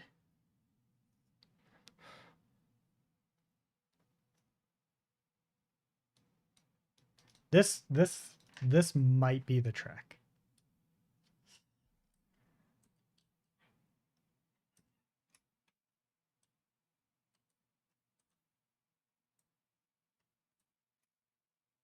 Yeah, I think that was the trick.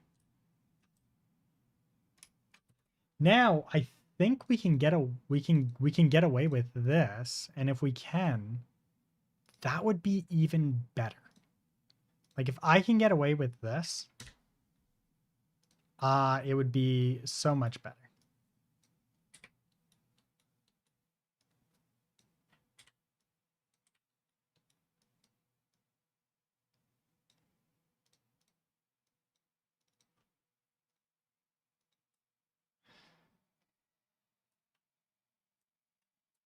Oh my god, this is so much better. This works.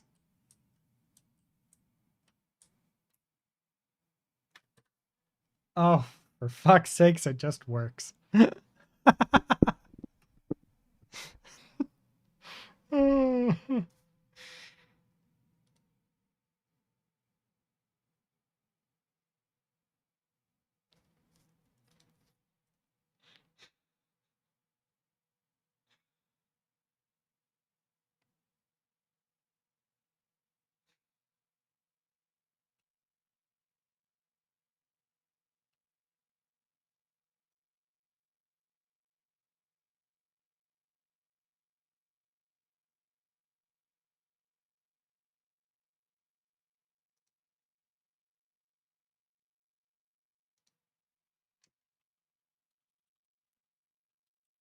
And here.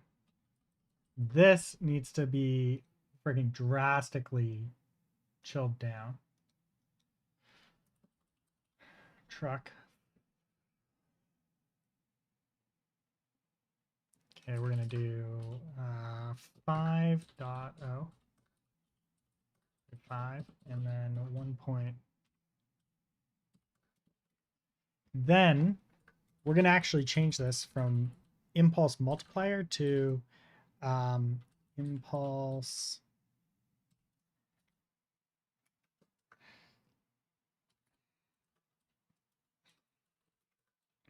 impulse uh, additions.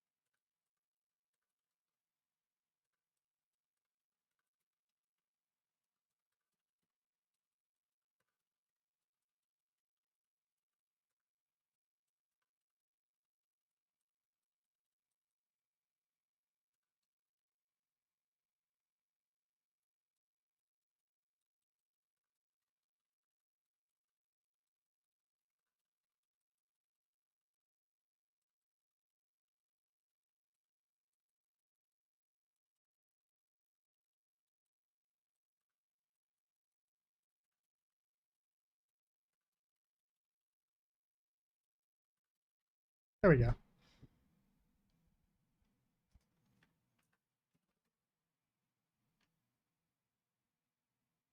Well, if it isn't Resident Millionaires. God damn it. By the way, I looked into the cost of that sauce that I like, and it's totally not as much as you think it is. It's not horribly expensive.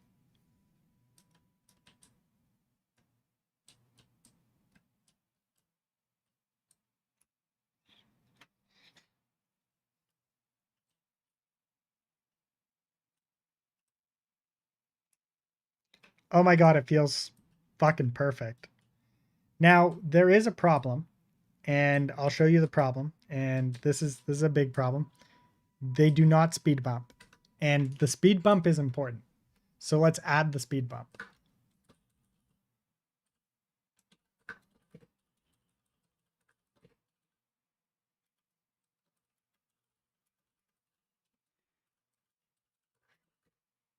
It's $20 a jar sauce that's first imported from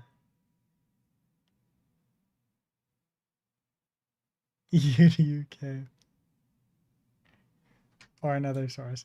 Okay, but Momo Fuku Canada shop. It's not that expensive in Canada. So I go to the original. It's not that bad. Now, keep in mind this is Canadian dollars. And I'd be buying in here, right? So it's Canadian dollars, not American dollars. So if we do CAD to euro? No, the pound, right? To pound, and we do 19.99. It's a price that you can get behind.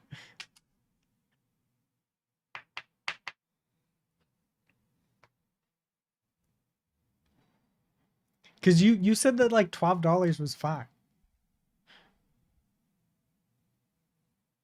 Yeah, 11 pounds 71 cents. Giga expensive. I'm almost done the first bottle of it.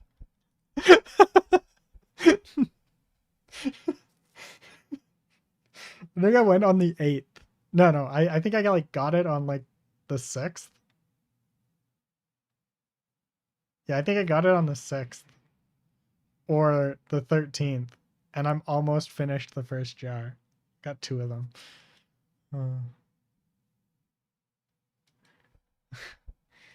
But it's good. It's so good. It is just so good, dude.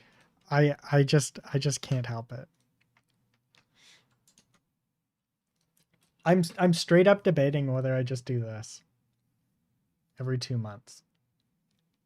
4 jars. Just every 2 months, send me 4 jars. Eat all the sauce. Dude, I fucking love it so much. What a fat ass. Jeez. I have it like every morning. Straight up, I have it every single morning for breakfast. I have it on my eggs every morning right now. And I love it. And I refuse to feel bad about it.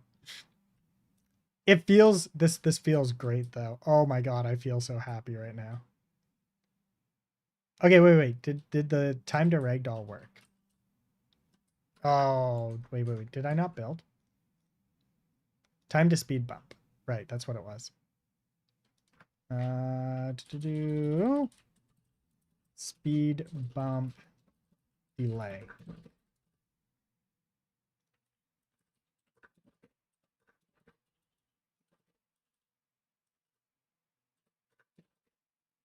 Block all. Set collision profile name. What profile name should I have it as? Truck-kun. We can't have it as a pawn. Let's have it as a world dynamic.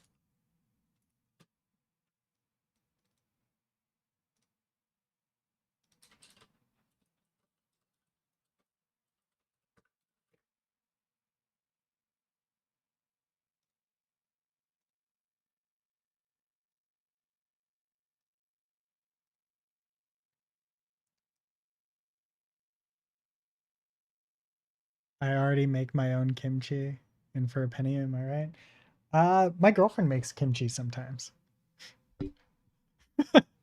So, you know, to be fair, store-bought kimchi is actually not particularly great for you. I've thought about trying to make chili oil because like chili oil is not actually that difficult to make. Let's see if this is working.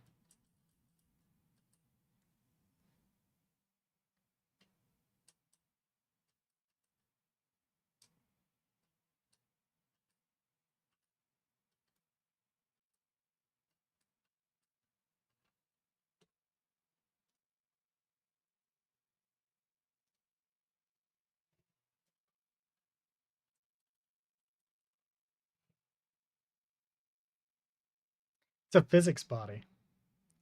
It shouldn't be a physics body.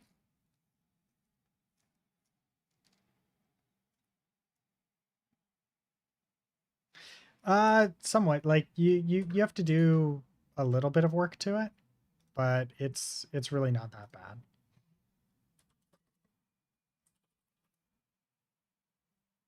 bad. Set to speed bump.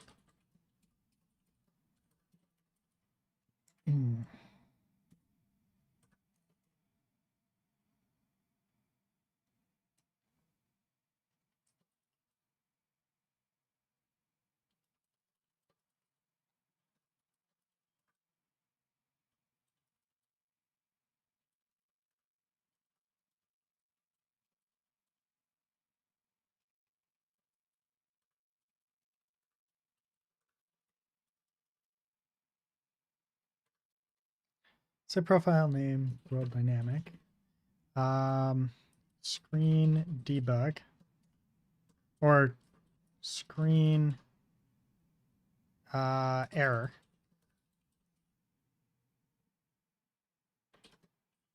I'm speed bump. There we go. And then if we do this and say maybe 0.5.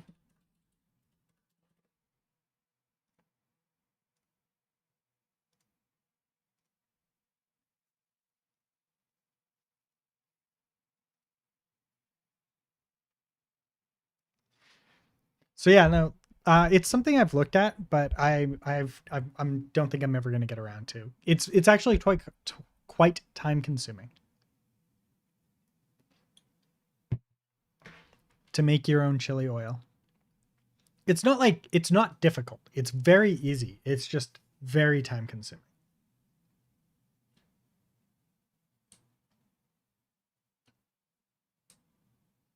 Why are you not running?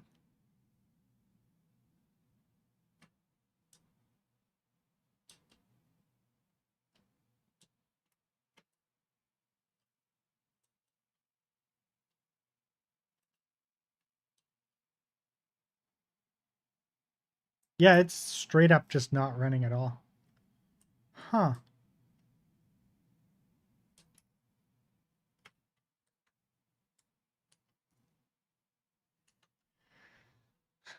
Well, it's time consuming in the same way that making your own kimchi is time consuming.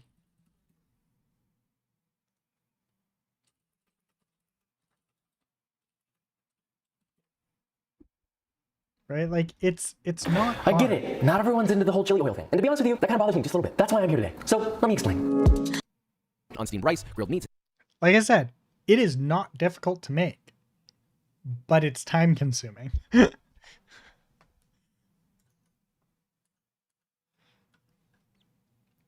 Okay, so I need to figure out why this timer is not firing.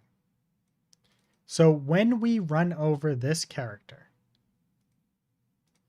the reason it is not firing is because we're not firing it on the right person. Fuck. That's why. God damn it. Oh no, this is the character. Yeah, no, this should be firing. There's no reason for this not to be firing. Okay, so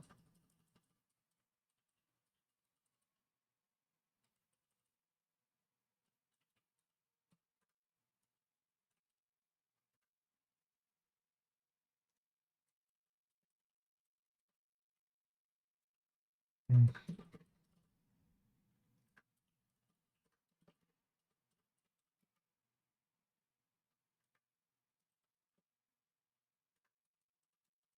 Oh yeah, wait.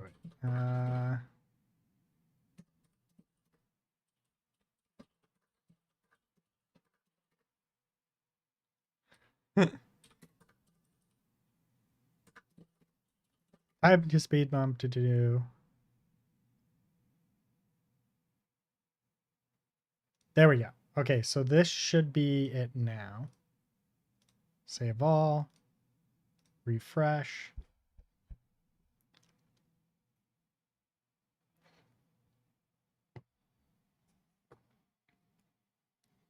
The lack of fermented soybean tells us the broski is too white to be telling anyone how to make chili oil. I don't know. To be fair, my favorite chili oils don't have the soybean. I don't actually really care for the soybean. Okay, there. Speed bumped. I'm a speed bump. And the speed bump is not working. It did run, right? So there.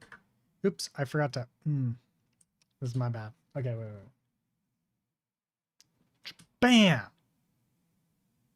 Okay, so these have speed bumped now. If I F8, I should be able to click on one of them. And she should be a speed bump now.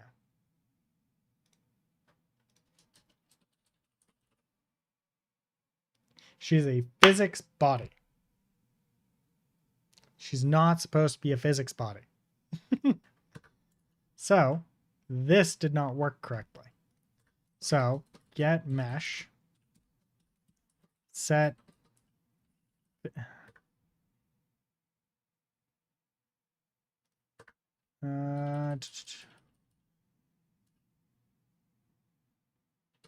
simulate physics. False.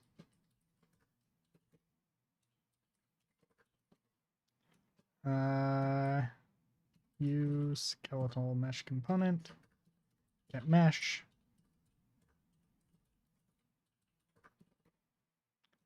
Set to world dynamic.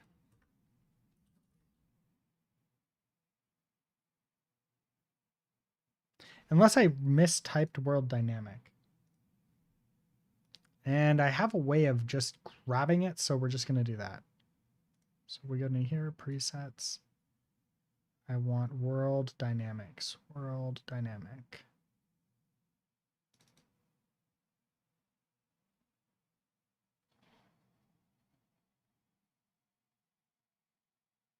Oh, that's why. we're gonna go for character mesh.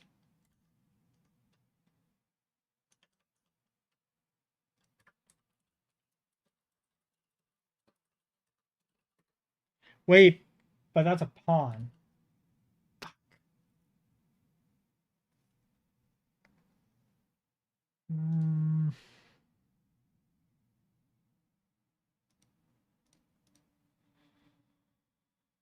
We're gonna do block all dynamic.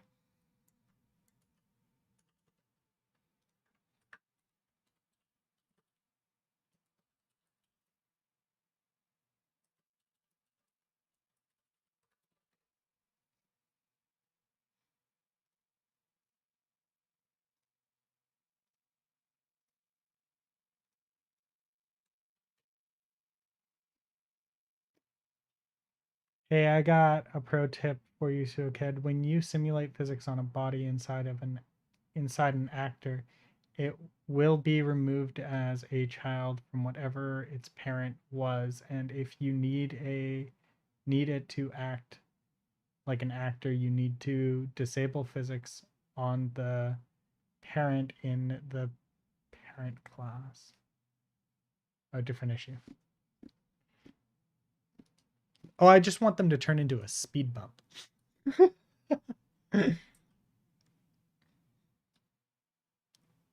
That kind of worked.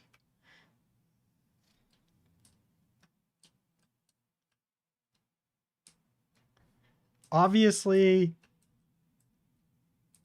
They need more time. Yeah.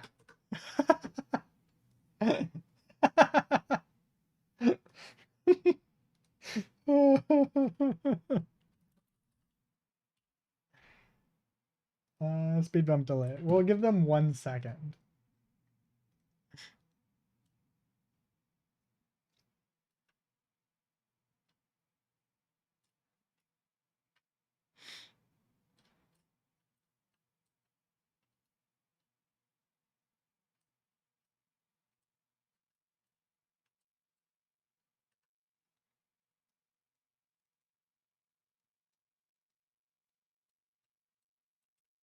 Wait.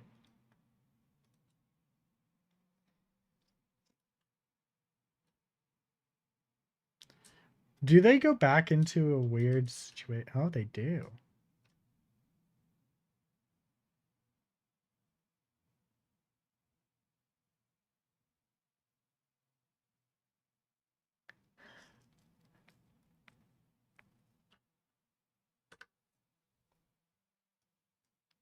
Okay, wait.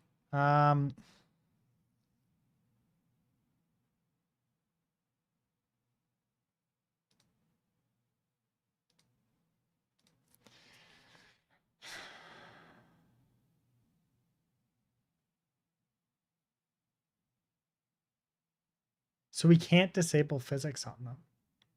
We have to delete them.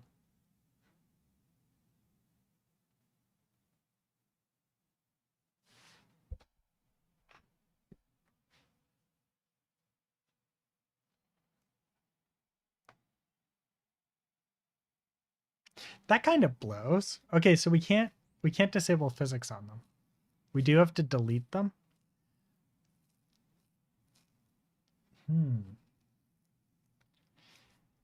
Okay, wait. If I do this, right? Then we could do this.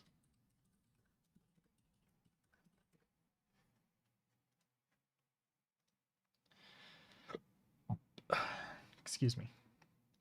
Let's see if this works.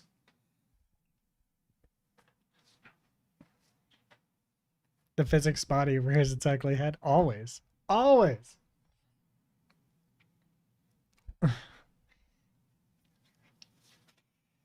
So I want the wheels to apply to it, but only when after a while, right? That okay, so they should be speed bumps now because they should be world dynamic. There we go. Oh my god, it worked. It worked. It worked. Yay!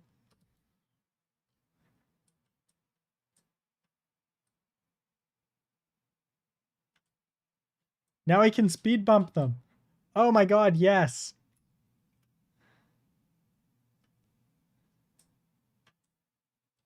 I do need to figure out so they do need, like, the speed bumping does need a little bit of a damp there. I need to dampen that a little bit. Unreal.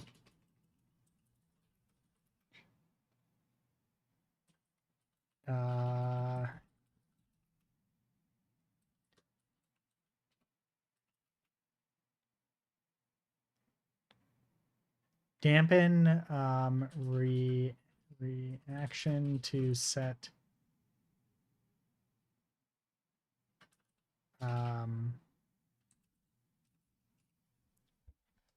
fuck, what was it? It was let's go to collisions.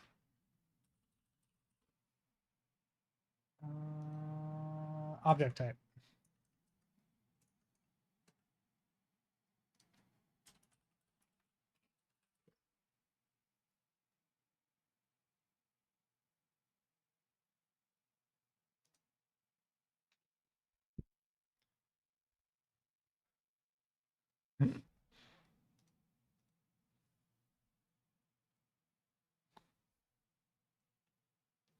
Give changing the damping. Actually, I wonder if I go into here, right? We go into physics here.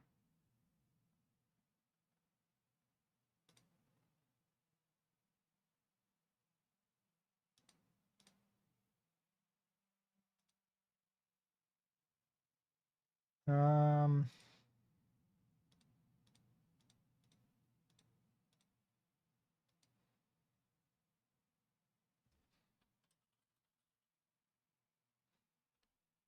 so this be custom.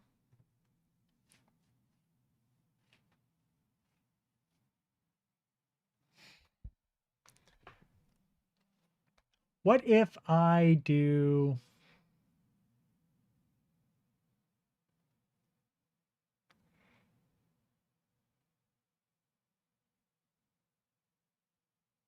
physics body overlap?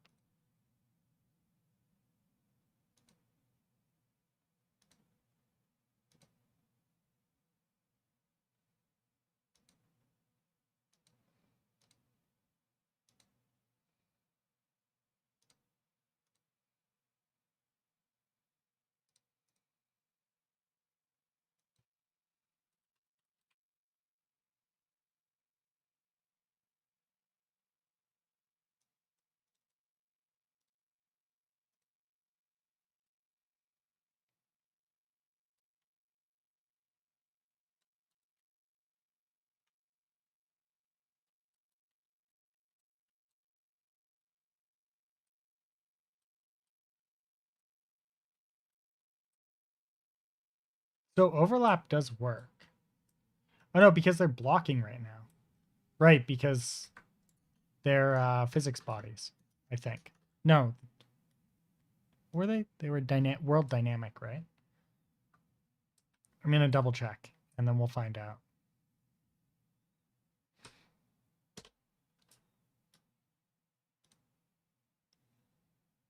Mesh collision. World dynamic. Okay.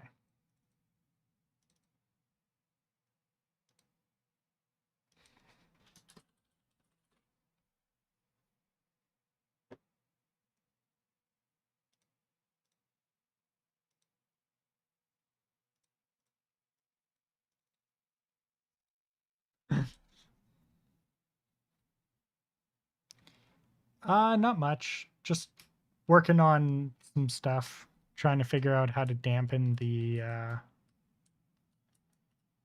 ragdolls.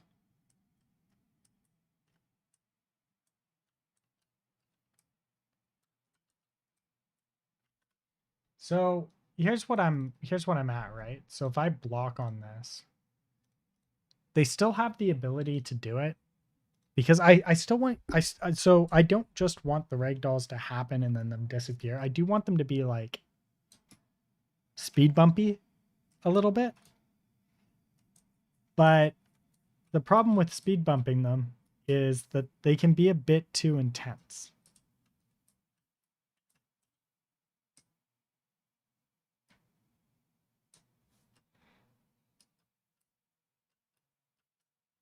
Right? So if I run them over at really high speeds, it can cause problems.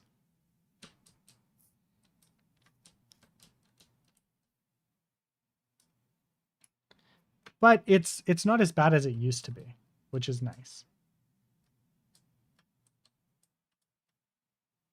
So what I was thinking is, after a certain amount of time, what if instead of speed bumping them, right? Instead of speed bumping them, after a certain amount of time, they just disappear. So we speed bump them, and then after a certain amount of time, they despawn. It will solve some of the problems. What do you think, Aku? I need to actually fix that though. Uh,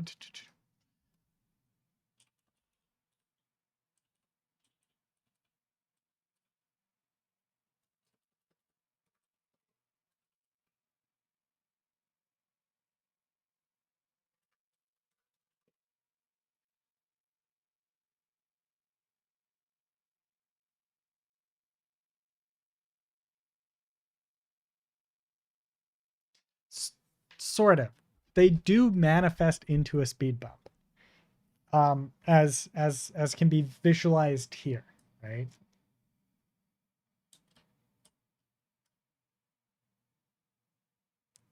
So if I run her body over, you can see how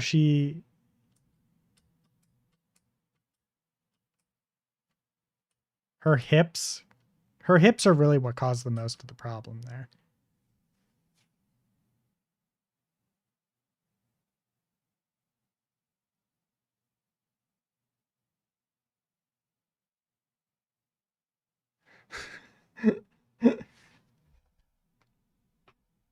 You know what? That's actually a great idea.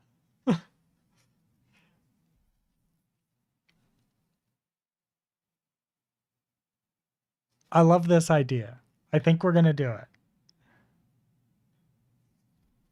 So what we'll do is after a certain amount of time, I'm going to do a whole like animation thing where their soul comes out of their body essentially. Right? After they actually die, their soul comes up out of their body and like floats up into the sky, and it's going to be all like transparency. I think that would be dope. Or at least I'm going to look into that. And then after a certain amount of time, their body just disappears. So let's add that. F timer handle.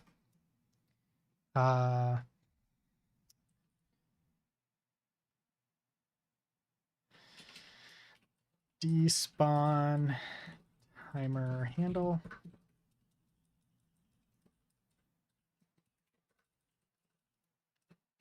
Time to despawn.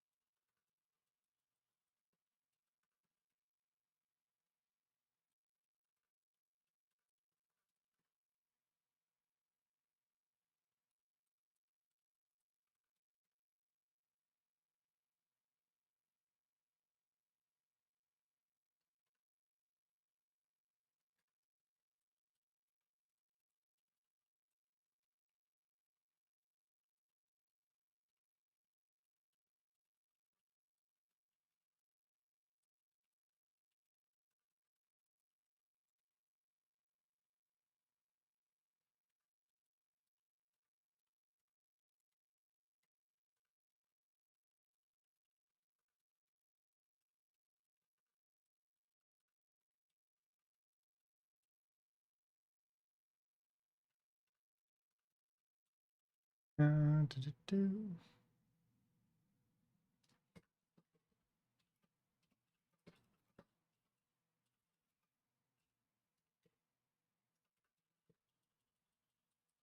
going to change this name here.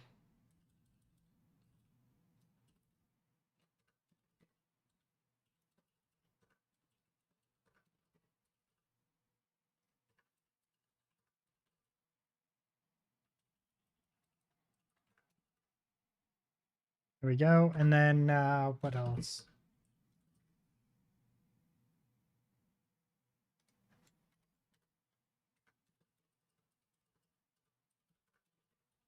Okay.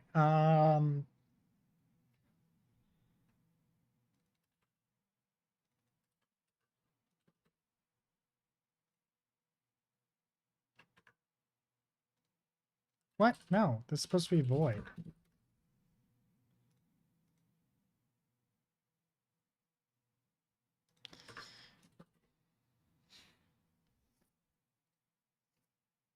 Save all. Do, do, do.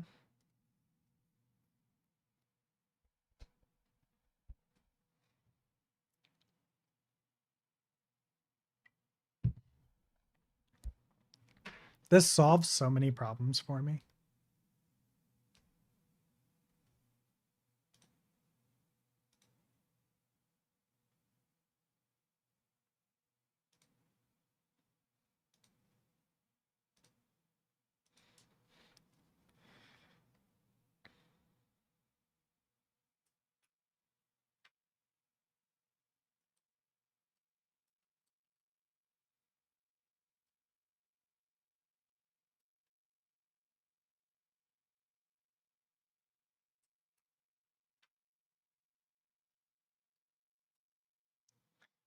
Boom, boom, boom. All right, this works.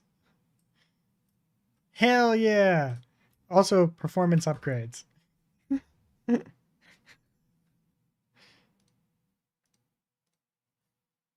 Oh my god, thank fuck. I finally did it. That took way too long.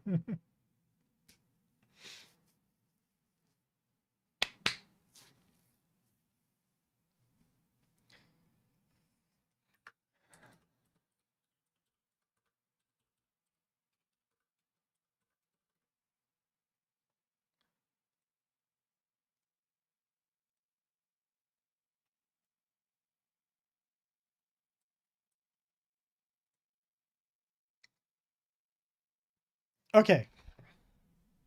So, now that things are working, right?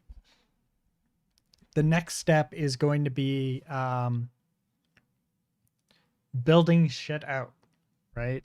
I'm thinking that I want to create an actual escape menu.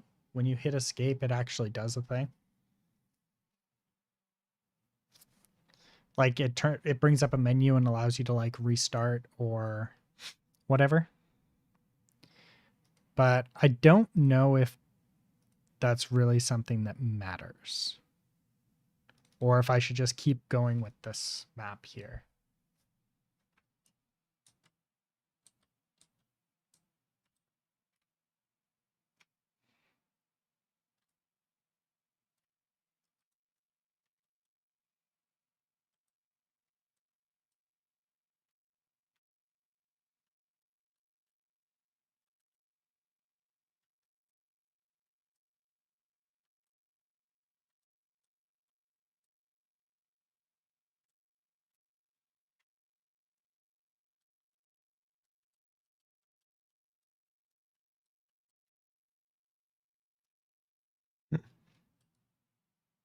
It's still possible, just harder to do.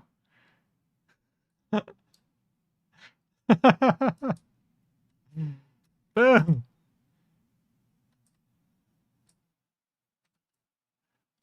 Hell yeah.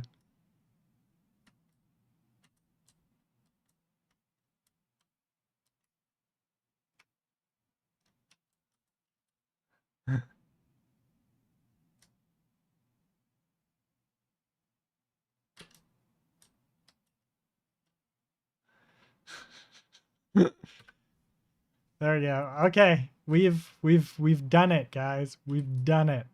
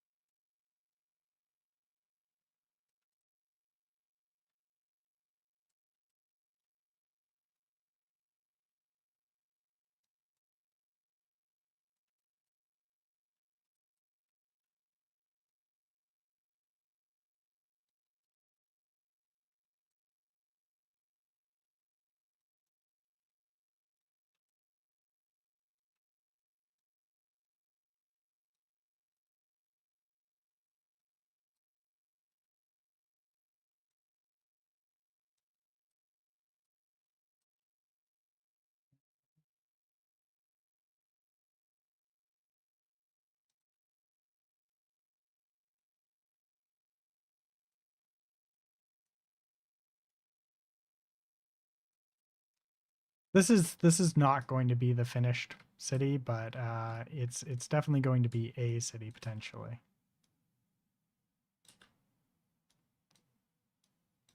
The layout's not perfect. Let's not pretend that that it is.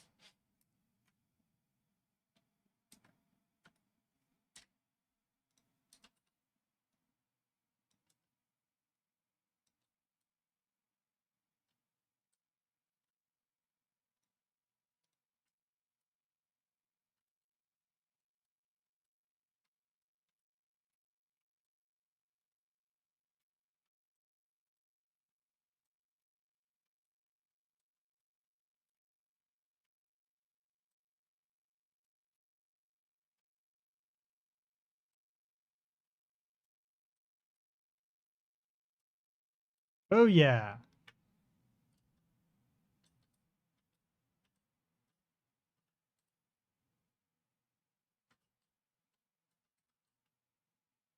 I think the next thing that we need to do is start actually figuring out how to make a city.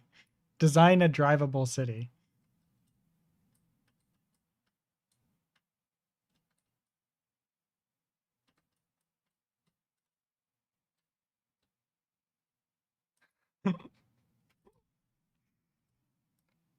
Um I did totally make the wheels capable of going way above where they realistically should be. So that's just a thing. I am I'm genuinely happy. Okay. We've made good progress here. We fixed a very bad problem that was causing a lot of headache. Update steering. I think we've gotten we're gonna come back to that. To do update.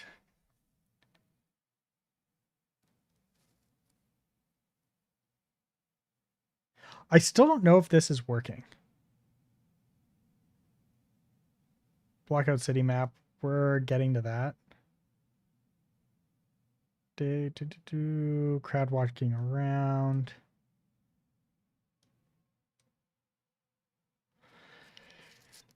Okay, so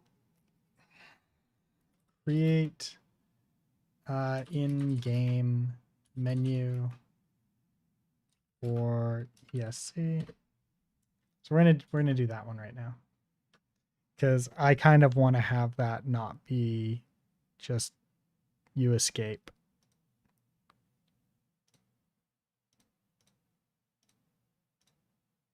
HUD overlays.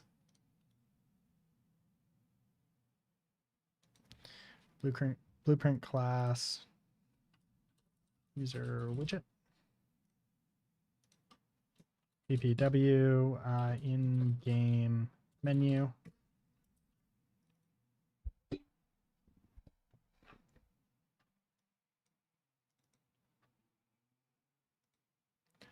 I don't think we ever won't have a canvas here, so we'll do widget switcher.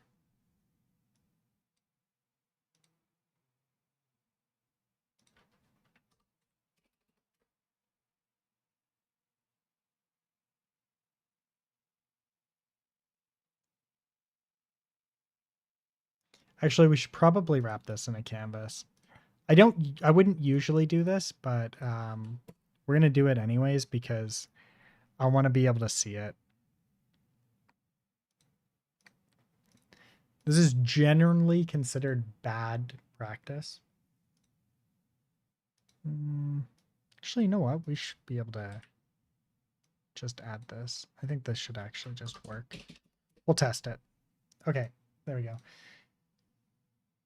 Because it's going to go into a widget, right? Okay, and then we want a vertical box and a vertical box. Actually, for now, we just want this, and then we want a button.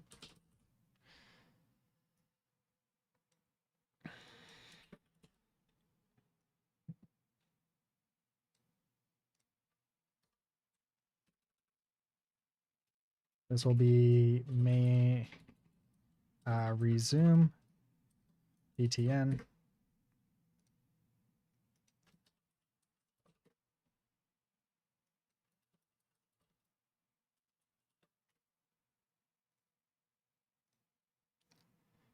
Then we want to duplicate.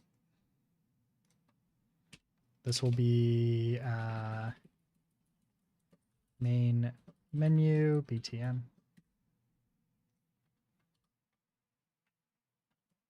Main menu text.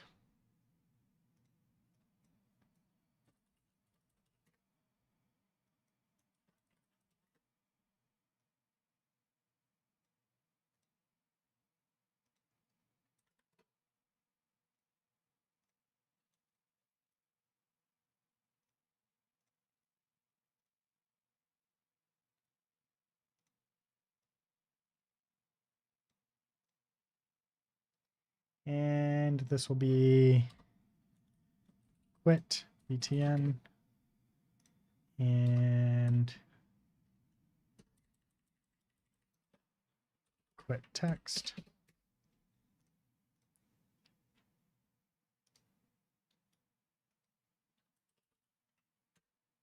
Quit game.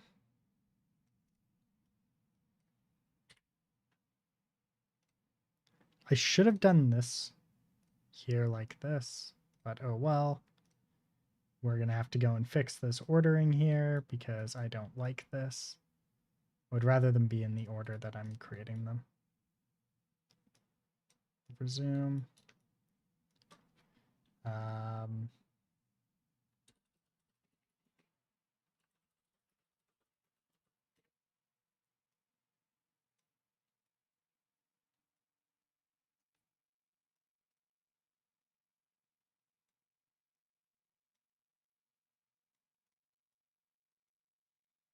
Mm.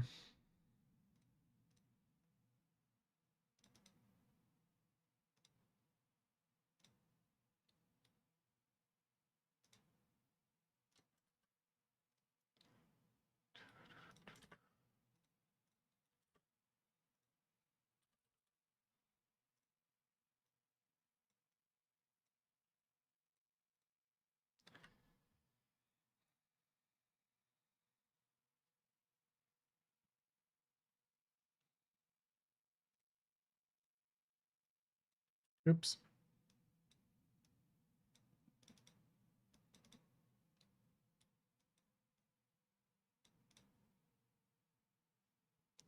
Okay, and then save. Then we need a controller specifically for the game. Menu mode? What's our controller? Yes. It's not the one that I want. It's not the other one, so you can't escape into it, right? So then if we go to our regular controller, so we're going to do an input here. Do input.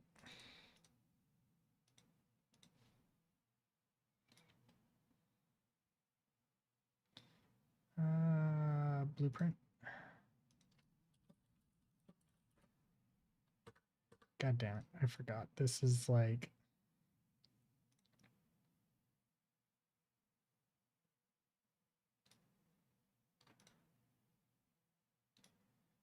duplicate.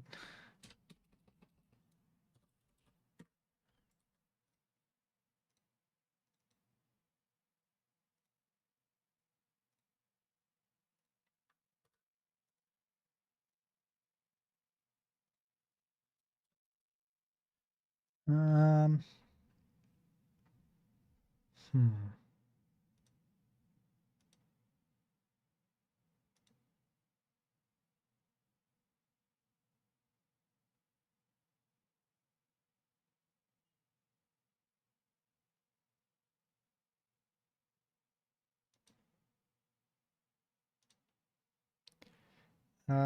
Special left.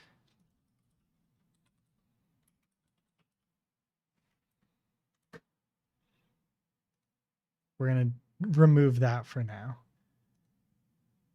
And then here, this will be the special right.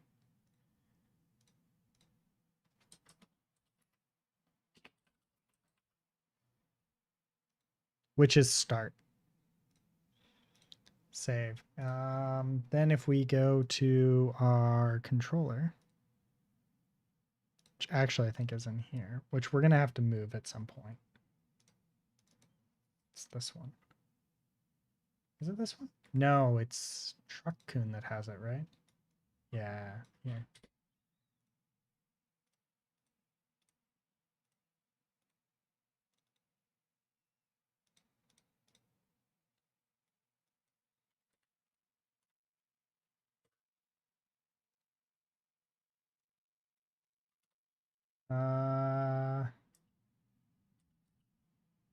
No. What was it? It was main menu or menu.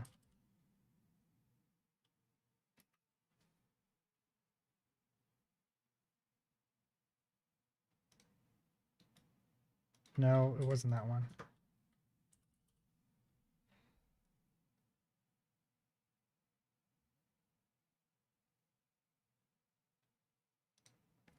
That one.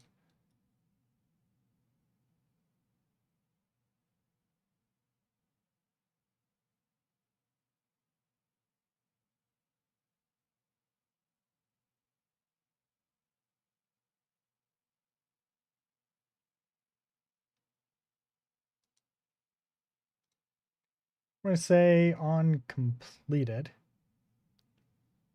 Actually, no, triggered. Add to viewport. Sorry, create widget. Or sorry, get HUD.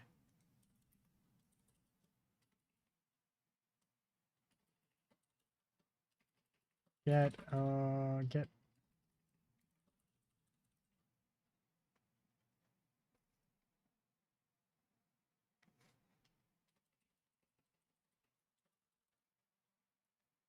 Oh no, this is the controller. HUD.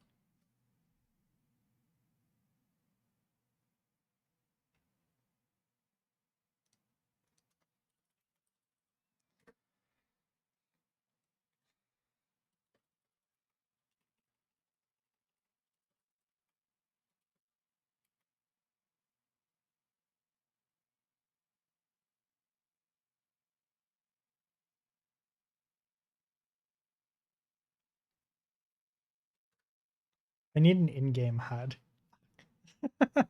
Oh no, wait. Get HUD. I can just do this. Trigger add to create user widget. In-game menu.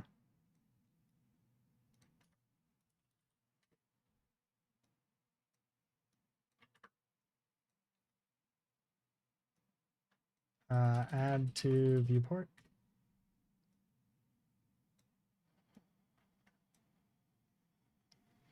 Promote to variable.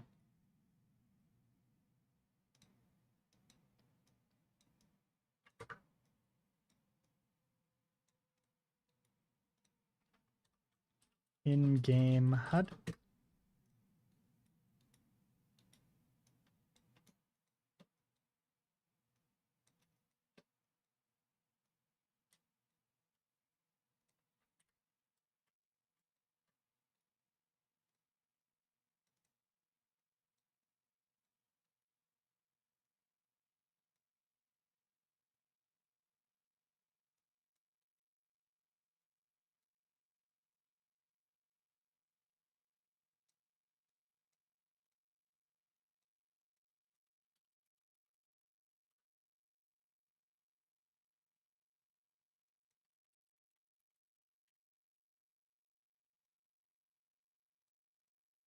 There we go.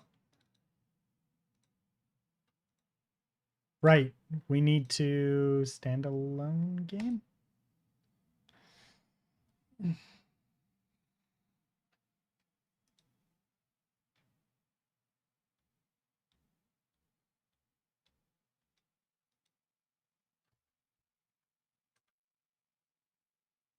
Ah, it's beautiful.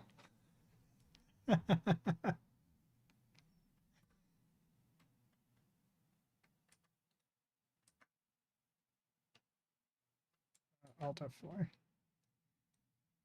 Okay, so if we're gonna do it this way, unfortunately, we do need to keep with the in-game menu. We need to go here. We need to then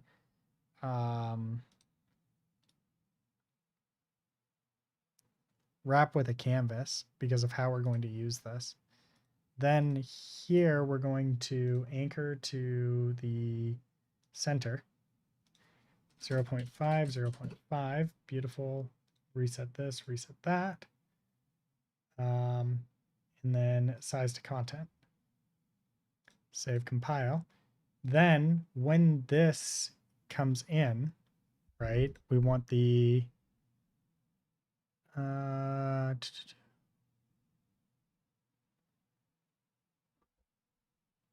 on construct.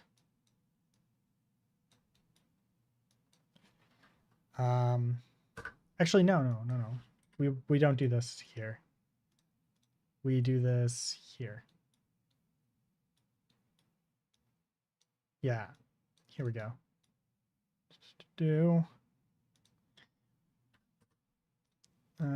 Delete.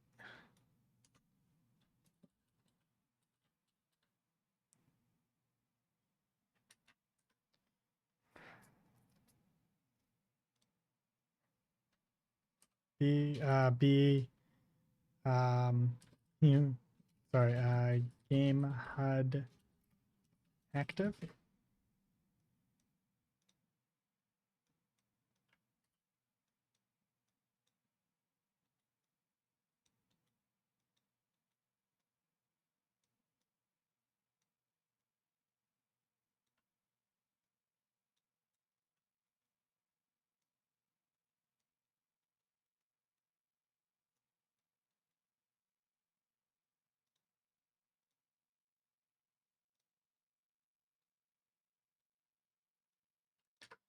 Uh,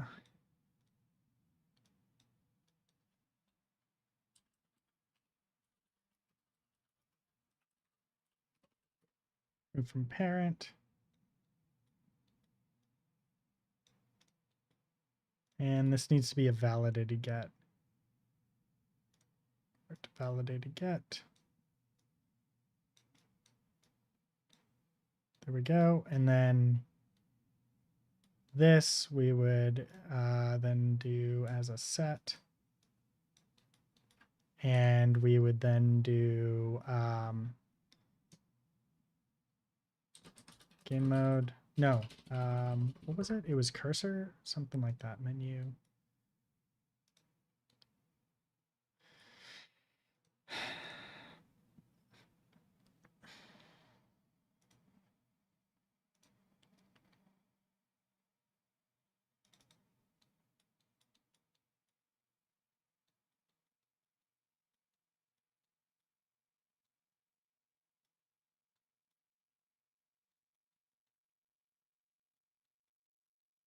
Oh wait, no, this is in the HUD, right? Yeah, I usually put this in the HUD, main menu HUD. Here we go. Set input mode, that's what it was.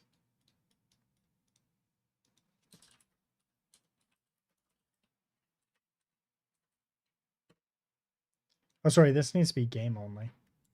My bad. Set input mode, game only. I'm heading to bed, Pseudo, later. All right, have a good one, man. Thanks for stopping by.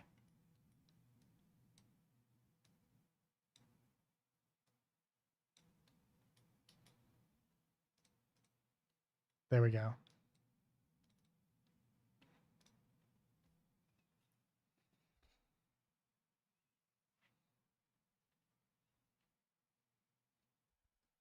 I think Manadono is also heading to bed.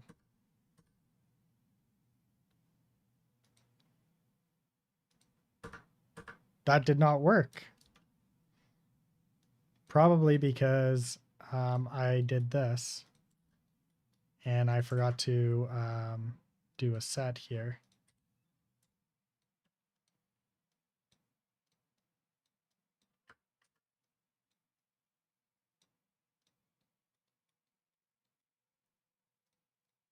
Also, I forgot to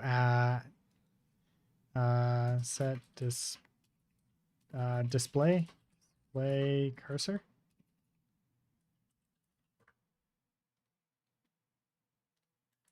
Set mouse cursor. Set show mouse cursor.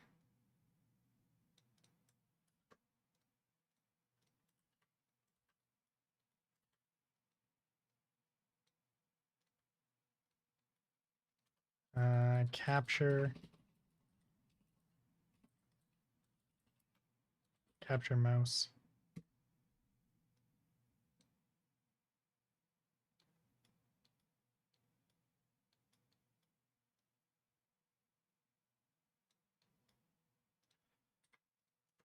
Set.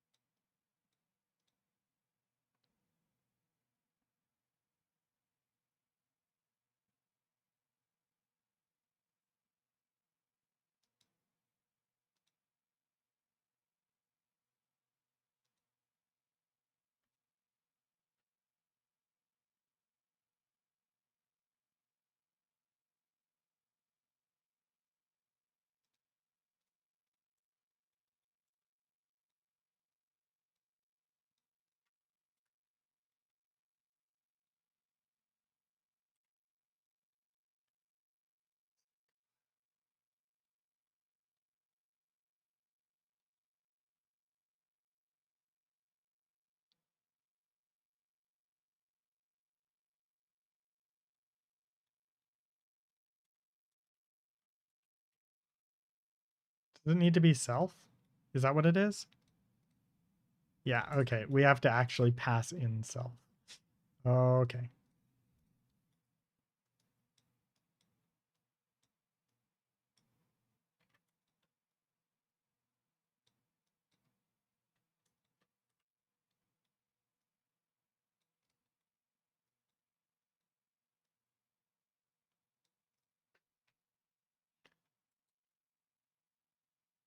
Self. My ears. What? What's wrong with self?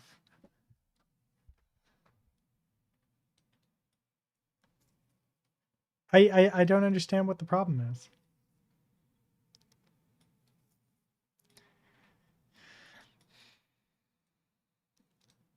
Uh,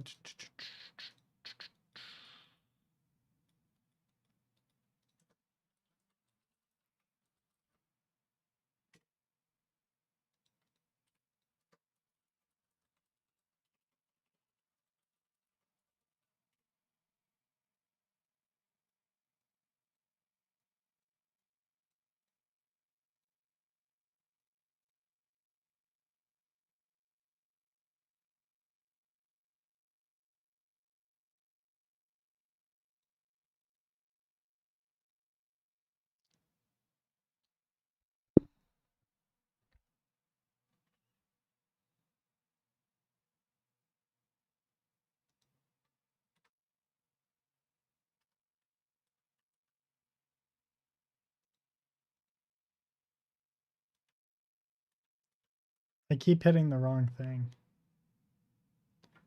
Uh,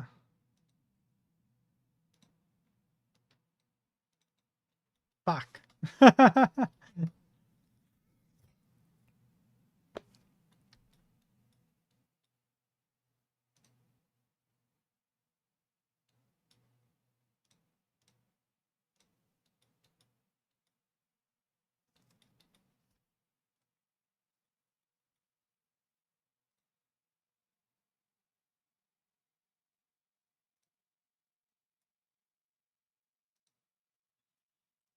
On resume zoom tn on resume.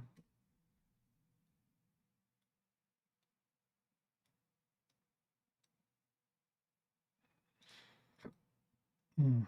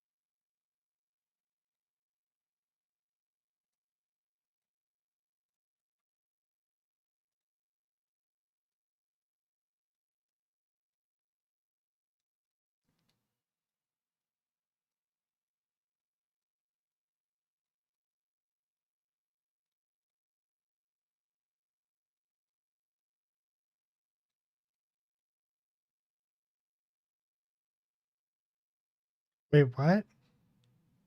Couldn't find event dispatcher.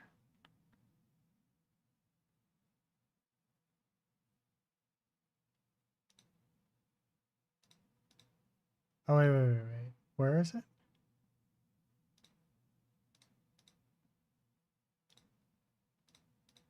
There we go. Do play.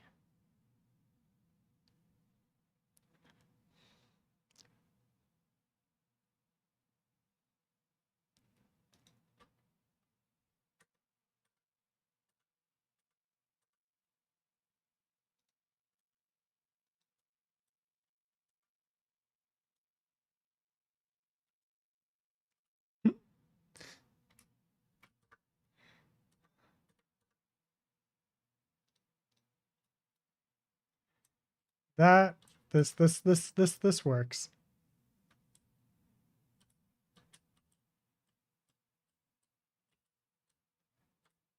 Ah ha ha, yeah! Get fucked, all of you. Wait.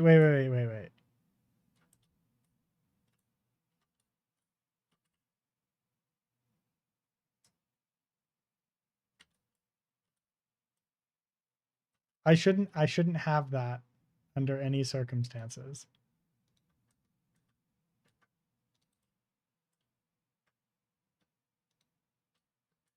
Okay, that's a problem.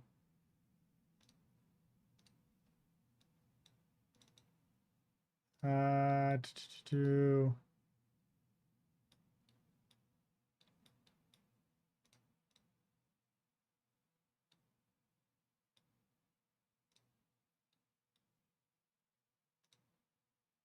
on resume, we're just gonna do this.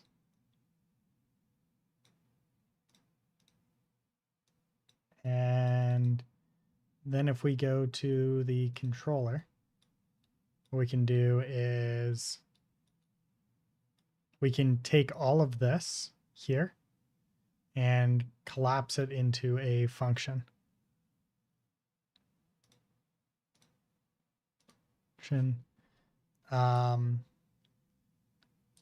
Show or hide menu.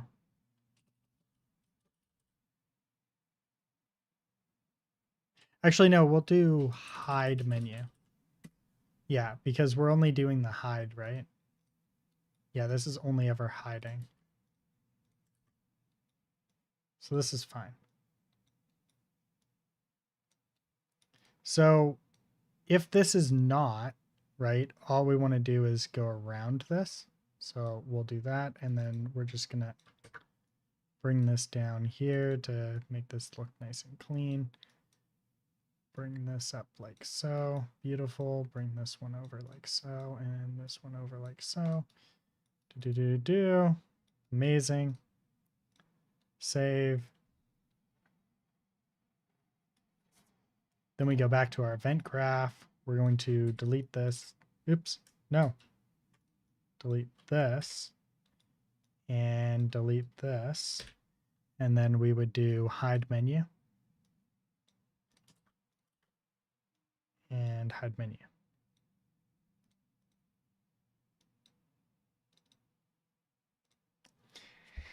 And this should solve all of the problems. Well, not all the problems, but it solves this problem. And it gives me a menu that now shows up. That didn't fix that problem, though.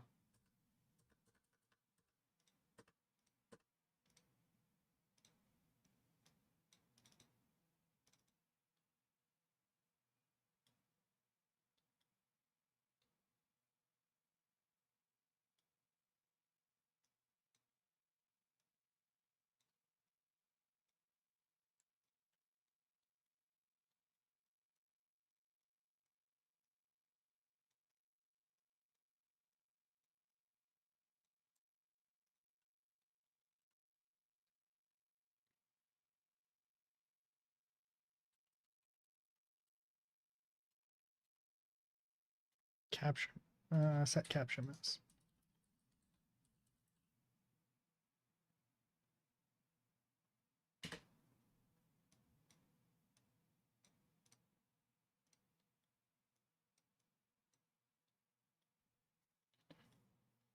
This should work. Oh, wait, you know what? It's because I don't have self running into this.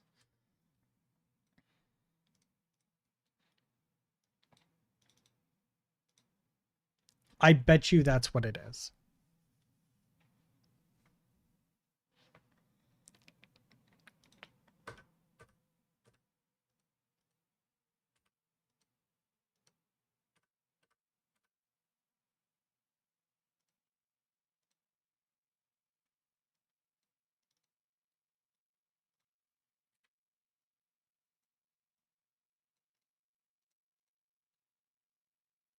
There, and then Then we need the in-game menu, designer, this text, quit. And this one here is main menu. There we go.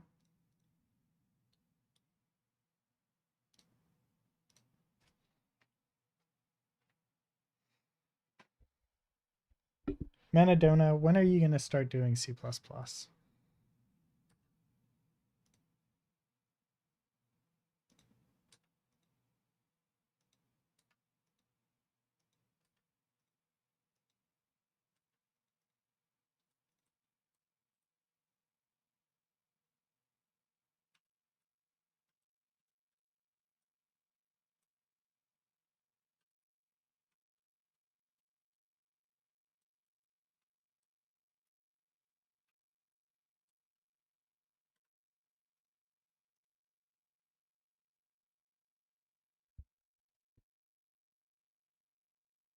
Stop doing C++ in 2.17. I don't know what you mean by 2.17.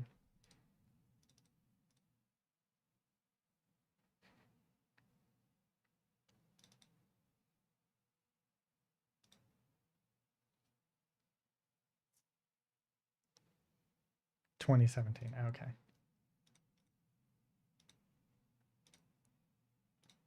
Your game would be so much better with C++, though.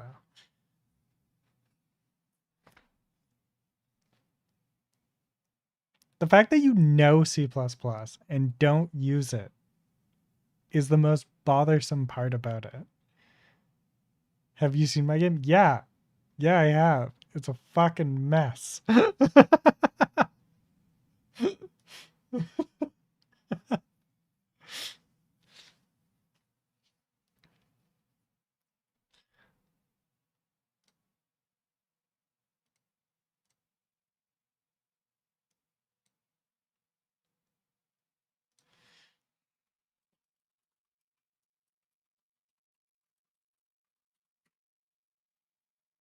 Imagine all the spaghetti was just really bad C++ instead. Imagine the world. I don't have to imagine it. I've seen your code.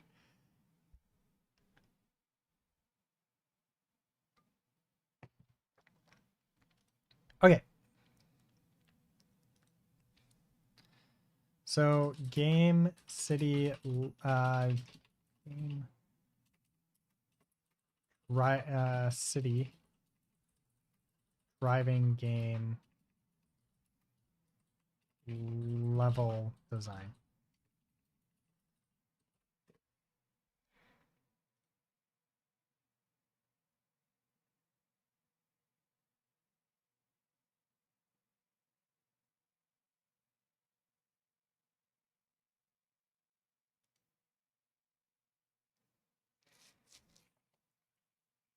Understanding before producing. References, references, references. We aren't artists creating realistic assets, but we still badly need to search, analyze, and understand.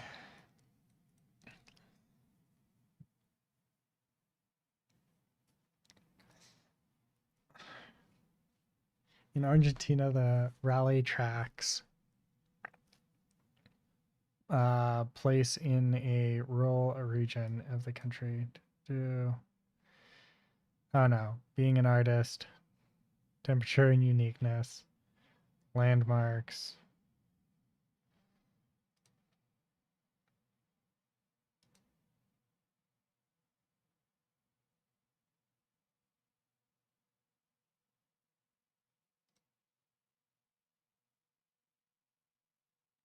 City car driving. I've seen this.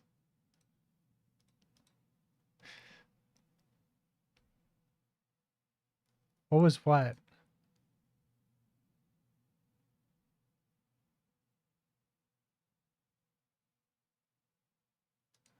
Oh, I don't know, maybe. It was on this page. I think it's gone now. I think it was this page.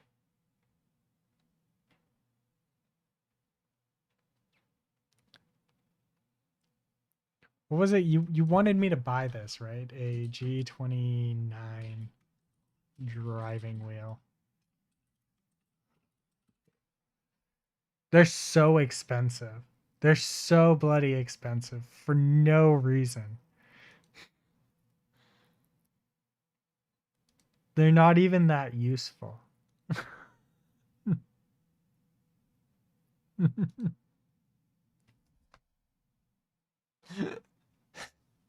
They're so largely useless.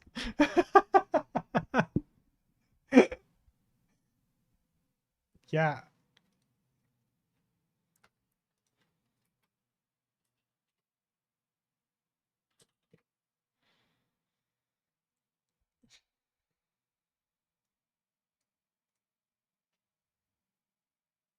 Yeah, they're just expensive in Canada. It's the get fucked tax.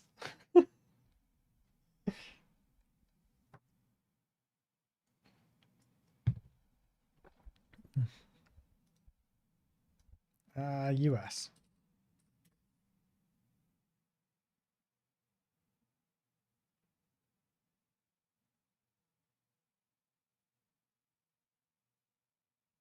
Yeah, they're not too bad in the States. But I think this is used.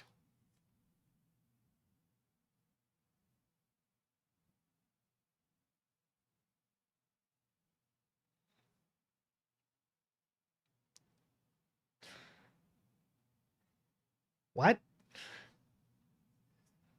Yeah, no, that's it's weird. I don't know why it hates me like that, but yeah, no, they're just fucking expensive. They're ungodly expensive. And they're not worth the money. They're absolutely not worth the cash.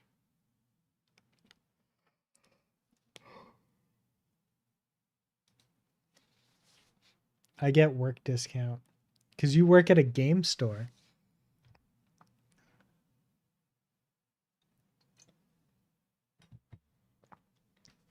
Buy me one with all of your monies.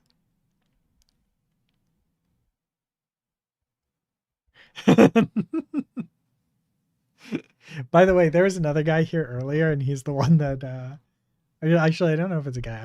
I'm fairly certain, but there was another person here earlier, and they're the other person that has the steering wheel. It's not worth it for me to buy, right? So I'll just abuse you, and you'll tell me if it works.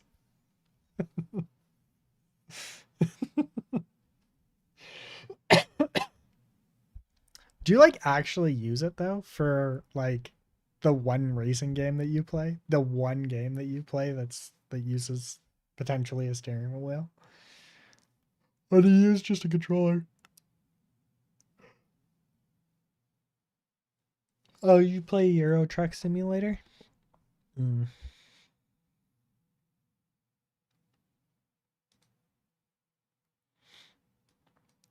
Oof.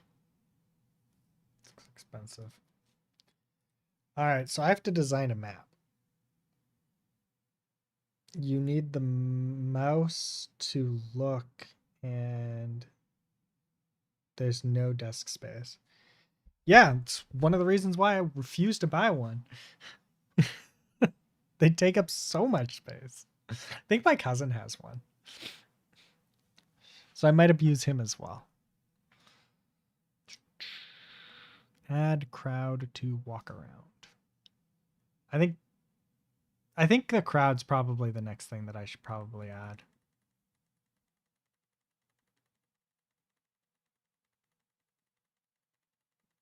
Whee!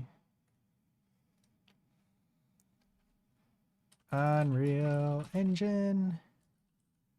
Crowds. Mass Crowd AI. Okay, so in this video, we're going to be taking a look at the Mass Crowd AI plugin that is currently experimental in Unreal Engine 5. Now, to follow along with this tutorial, you're actually going to have to download the city samples. If I go to free Epic Games content right here, you're going to see the city sample right here, which is the Matrix demo. Now, with this right here, the city sample crowds, I don't think it includes the blueprints and the plugins enabled, so go ahead and download this big one because I know for sure this has it. So that being said, I already have it open right here, and now there's really no documentation in this right now, so what I really did was just started breaking things like usual in Unreal before the actual documentations come out. So if you go to AI right here and go to map, and I have multiple ones, Okay, so once that's open, you're gonna see this sample test scene. And really, since there's no documentation out right now, I just started to delete a lot of things here. And eventually, I really found out what causes the spawner to work. And that's actually the crowd spawner right here and the zone data. If you see it right here, these two things are really what drives that animation. So I can actually start deleting these street lamps. They serve no purpose as far as spawning things. And the smart object bench, I don't really need these right now as well. But pretty much what I did was just eliminate the things that I know is not gonna contribute to spawning the characters. Even though maybe later they'll want to sit down, but that's okay. So if I press play here, you can see that it is working. Right, so the next question I had was, all right, so where are they getting their path from? And I was hitting my head on the keyboard for about 3 days, and finally I gave up. So I asked a very talented YouTuber, Sayati Design or Pasquale. It's like, Pass, have you figured this out yet? How are you getting these to kind of change direction and things like that? And he told me about another YouTuber who made a video about this a couple of weeks back. I guess he figured it out, and I would have never guessed this here. But basically, if you go to show, developer, zone, graph, and press G, if I click on the zone, corner, and zone crowd, you're gonna start seeing the path that they go and the direction they go to. And that pretty much just solved the whole problem with me. So with that being said, what I'm going to do now is try to use this technology, this crowd AI plugin for my project Zinville. So I already have it loaded here, and in my opinion, you're better off merging your project or your map to this map. I don't want to do that. Okay, so in this video, we're going to be taking a look at This is not the right one. This is the one, I think. Hello and welcome to this Unreal Engine 5 tutorial.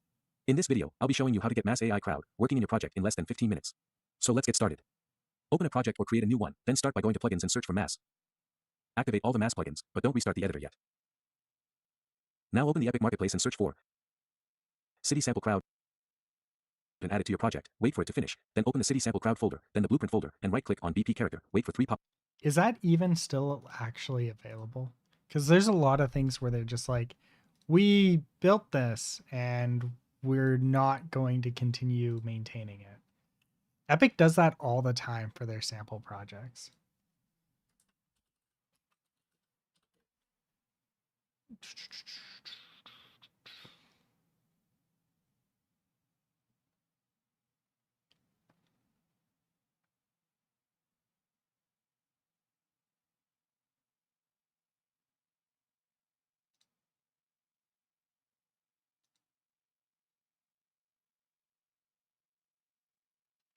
Do they? Okay, they've got more.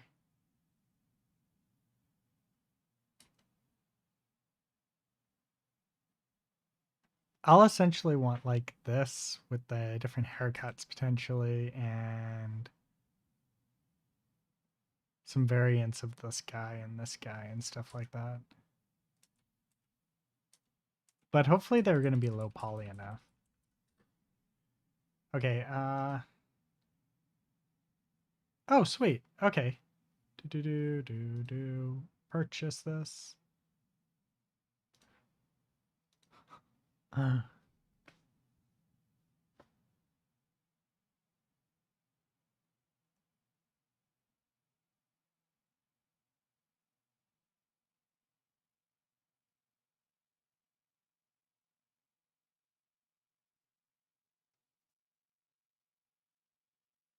To some degree, there was Frank. Like, Frank was an animation guy and he yanked all of his stuff. But they don't yank your purchases because I still have access to the Frank stuff. You just can't buy it anymore.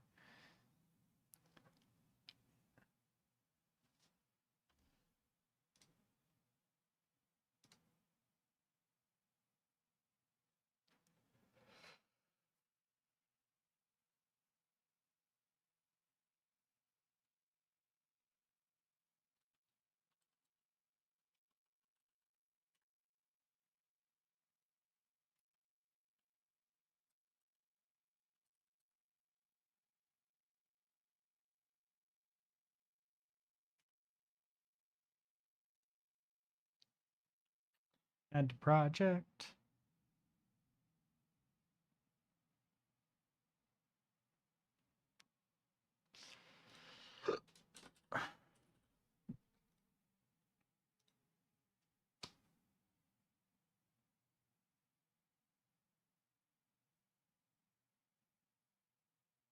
Yeah. Yeah. It's like a bunch of random characters and you can't buy anything. The guy tried to completely rip everything, I think, off of it. But I still have some of his stuff, right? So if I come down to here and I go to animations, Frank fight set.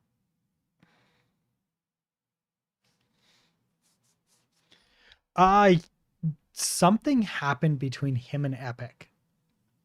He has a YouTube video on it, right? Damn it, I can't believe I fucking did that. I hate it when I do that because it opens up my other browser and then I can't close that browser. Pop-ups.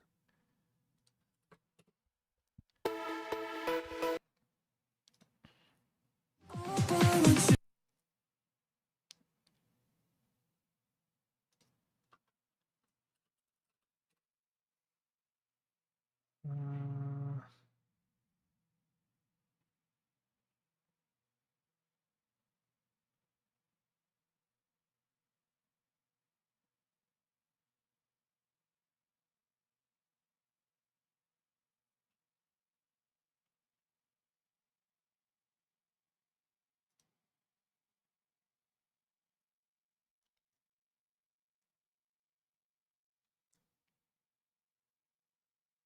there's a huge thing. He like actually had videos talking about it.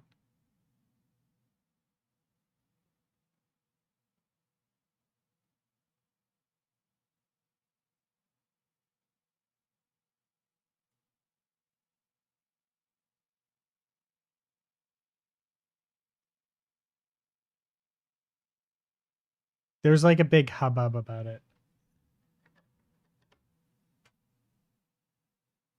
I don't I I refuse to state whether or not it was him or Epic at fault. I don't know who was at fault, and um, I don't actually know any of the details. I would be inclined to believe that both parties were at fault to some degree. And I'm just gonna leave it at that.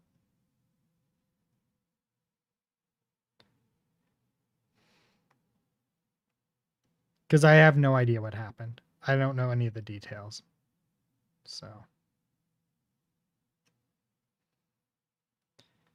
like, even in his videos, he didn't really say what happened. Like, he didn't really say why he left Epic, the Epic Marketplace, and in such an angry situation. I just know that he left and he was very angry about it. And or they banned his account. They took down his account or something like that, or there was something happened between him and Epic. There was some kind of argument or something like that. And it was just, it is what it is. You can still buy his stuff though. I just don't think it's available for like you can still buy the stuff off of here and then use it in Epic, in Unreal. I don't think there's any clause that he adds to these. I know that we can use these assets inside of Unreal. You just have to like import them and then export them and stuff like that. So, whatever.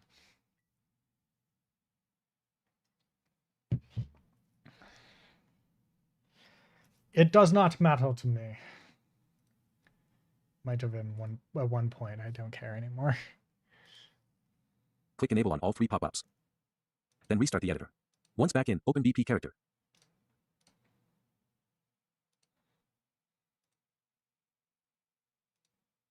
No, not that. I want plugins.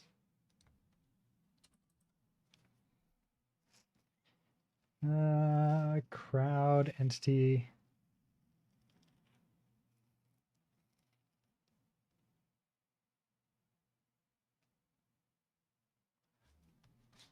I don't like this person's tutorial, if I'm being honest.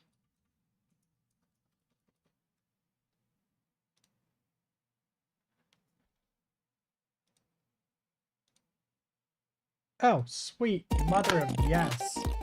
Hello everyone and welcome to the start of our NPC AI series where we'll be taking a look at the Mass AI plugin and system and talking about how to get it set up and working to generate NPCs in your environment just walking around and reacting to what you're doing. So let's get started with the first part. The first part we're going to look at zone graphs and look at how we set these up and what they do.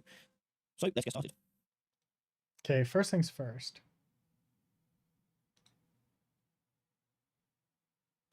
Mass AI.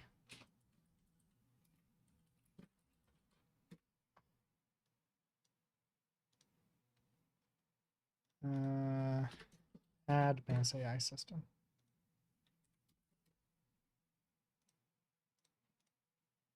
So to get started with our NPCs in our village scene using a mass AI system, you first of all need to enable the actual mass actors in your plugins. So you want to go to your plugins menu and search for mass, and you want to turn on these four. You want to turn on mass AI, mass crowd, mass entity, and mass gameplay. What's the next?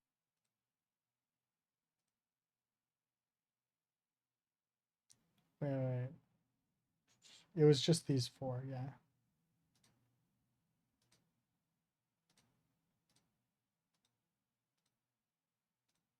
They're saying these are experimental. Don't use them in production code.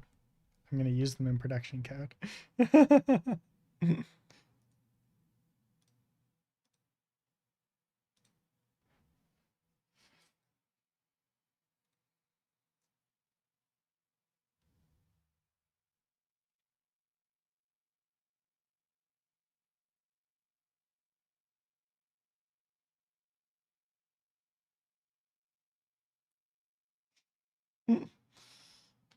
Mm.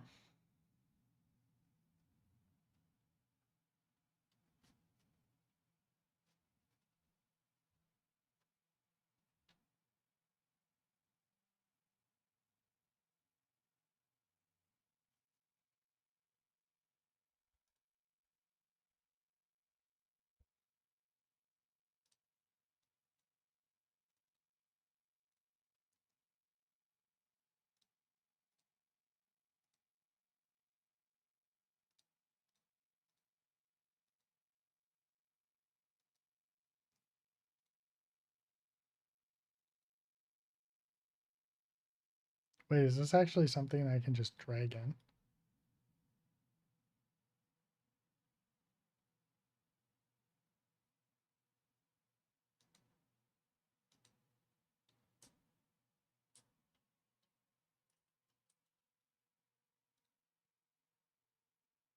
Restart now.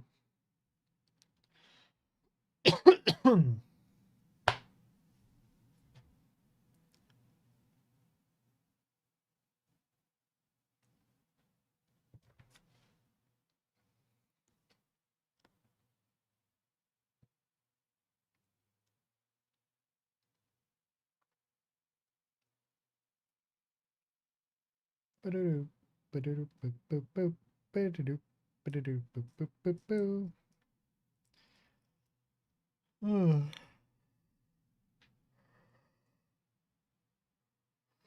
Hmm.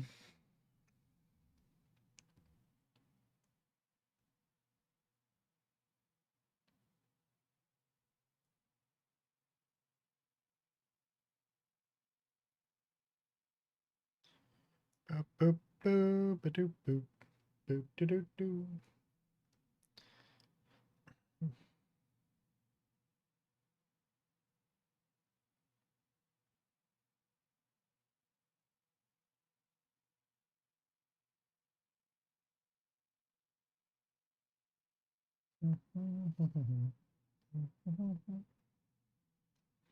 There we go.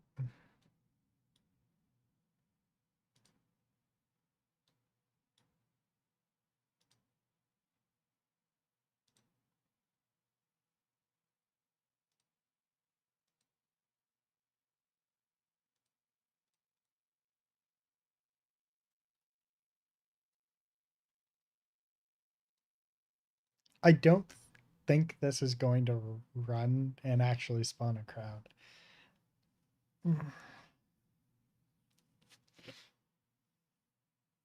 can't find the drama, but he's on the Unity asset store. So, yeah, no, I don't know where the drama went either. I'm sure that if you look it up, you can figure it out. At some point, I got to get some art made for this game.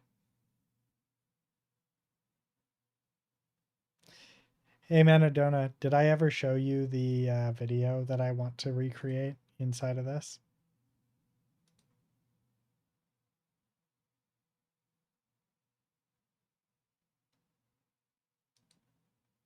Aku, that guy that was here earlier that was chatting with you or chatting between you, he's actually the one that's making the truck.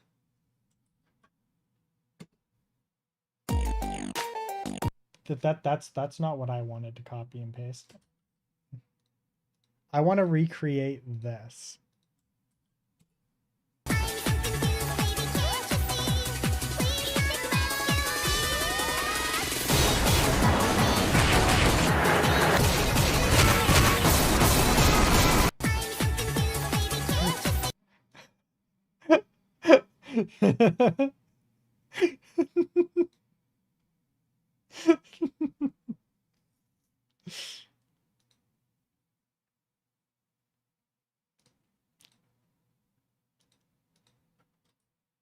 Okay, so it doesn't crash anything.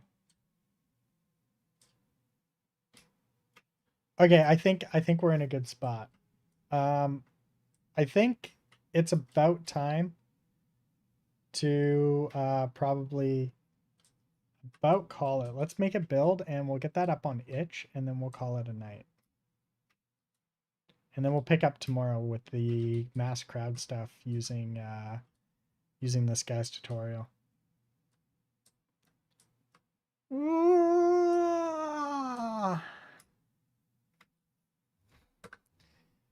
Quit.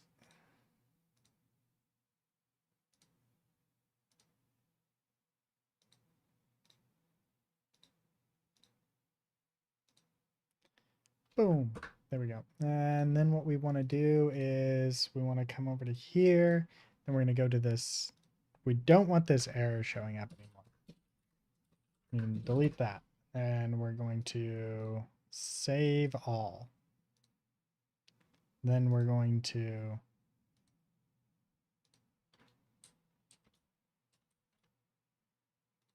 mass crowd.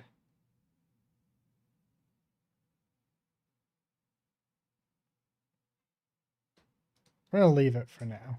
I'm just not going to worry about that. This isn't going to be the map that we do it on anyway, so it doesn't matter. Then we are going to, as I said, we're going to save all, and then we're just going to recompile so we have the most recent version of the code. But we're going to have to exit that way. Oh no, I made the number too big? What do you mean the number too big? What number are you working on? What are you working on?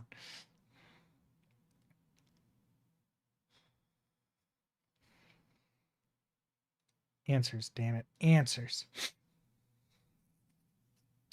Making a TM map. A TM map? Oh, a Trackmania map. Why? Like I'm curious as to why. Because aren't you putting this game down?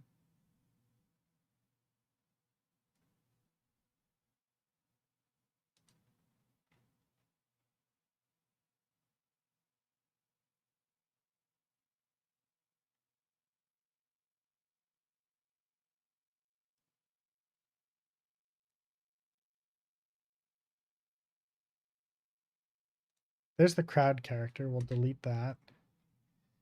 Then we're going to just remove these. Yeah, so like if that's what you're going to do, doesn't it not make a whole lot of sense to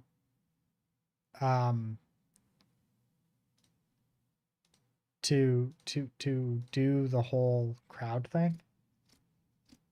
Like I'm legitimately actually curious. Ah, fuck, I forgot to update something. Forgot to update the version.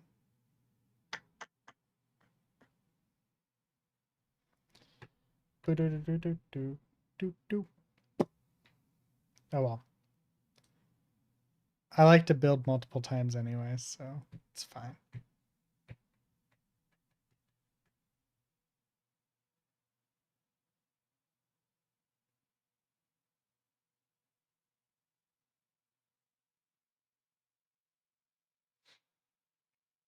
I like to do 2 builds before I actually package.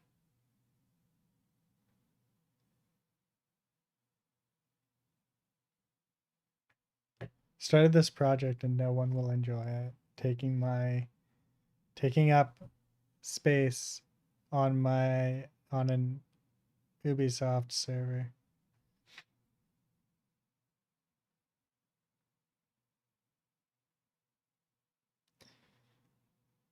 Yeah, but you're putting so much time and effort into something that you're actually getting rid of. And it just baffles me.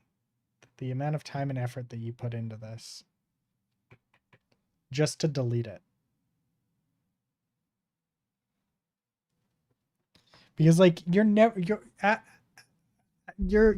gonna cancel your subscription, right? And then you don't have access to the map anymore. Or am I wrong?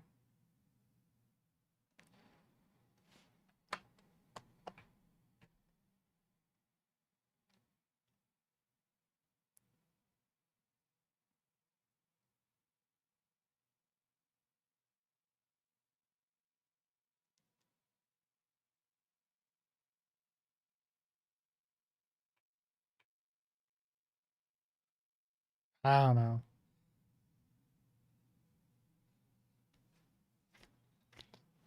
Like, I get it, like that, like eventually I won't be around to play this game, right? And I will probably get far less enjoyment than somebody. I'm hoping that somebody gets a lot of enjoyment out of this game, right? But like, I just don't know, right? Like, I don't know. It's a very interesting situation. I'm not sure how I want to do this map. Part of me just wants to take like an actual screenshot essentially of Japan and use that.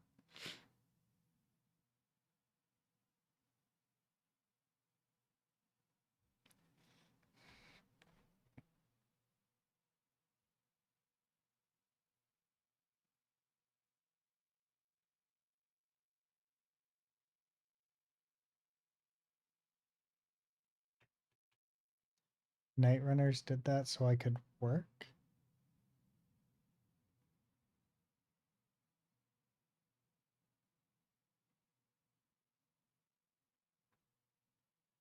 I am very confused right now.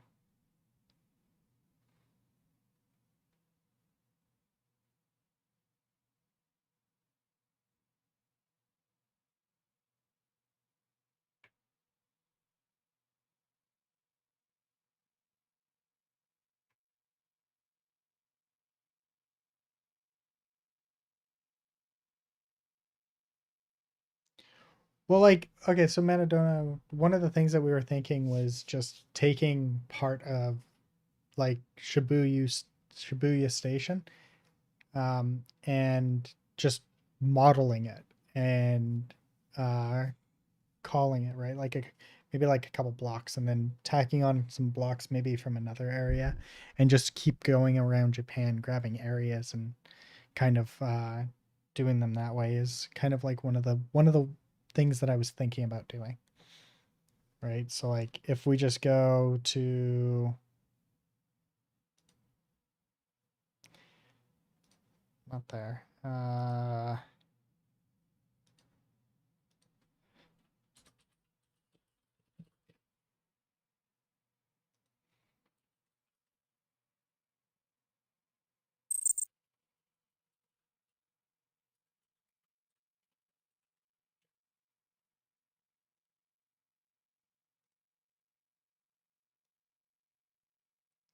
Right. So like if I zoom in here, we have the map, right? And I can work from here. And then I can just grab parts of this and then scale them appropriately, right?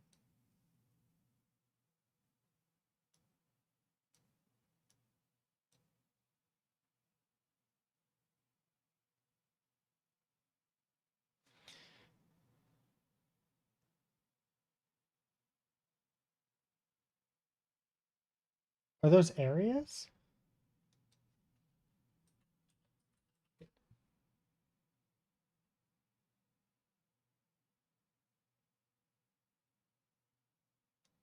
Or are those services?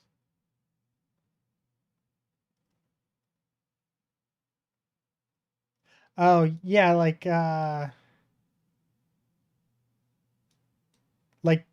I was thinking like grab specific areas that are like, because like if I don't have say Shibuya crossing or whatever it is, it will be weird, right? So like there's certain crossings that I just gotta like certain areas that kind of gotta go in the game. Because they're like they're popular land masses essentially. Yeah, so like I think that's like one of the that will probably be like the city area. And then like I was thinking of going further out and maybe like grabbing a spot from over here or something like that. And then going to like uh Osaka and grabbing some Osaka place. And then maybe like Kyoto and grabbing a Kyoto area.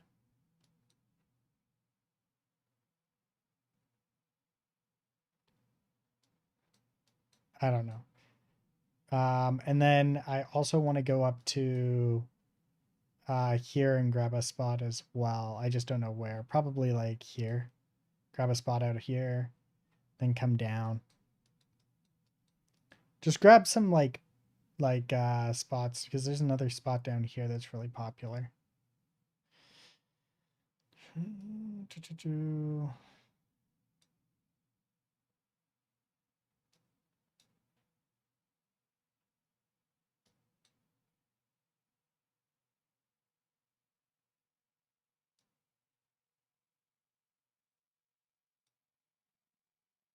But yeah, this is the different levels. No, no, one level. I'm just gonna stitch them together.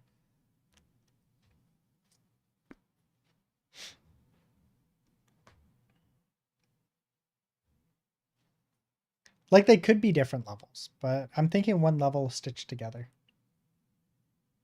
But we'll see. We'll see. We'll see how it goes. It might be different levels. I don't want to commit to anything, but like I'm thinking like different areas. I'm gonna start with like the Shibuya crossing area here.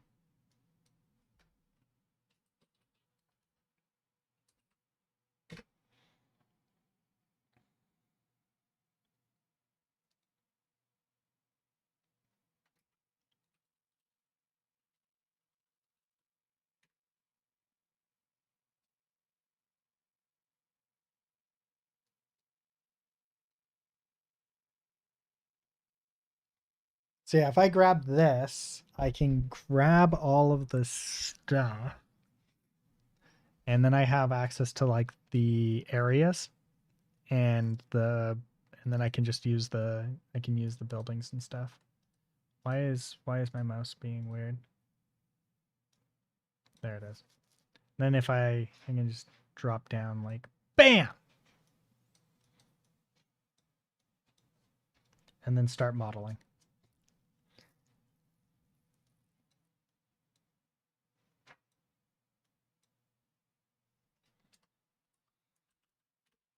And then I can bring them into here and get the perspective and everything like that.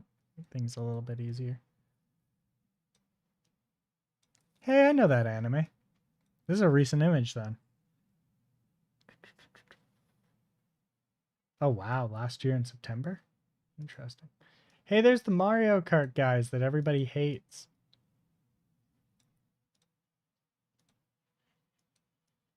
I've heard that people in Japan hate these people.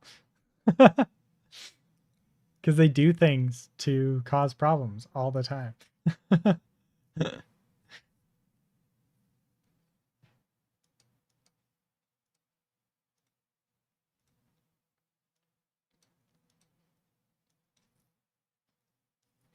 All right, where were we?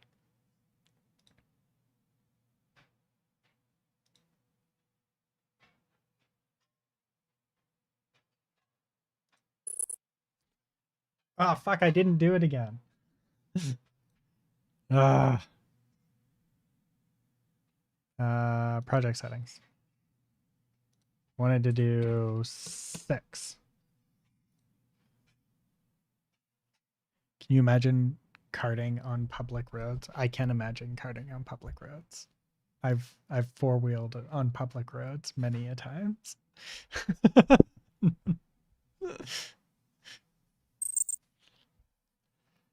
That's not new to me.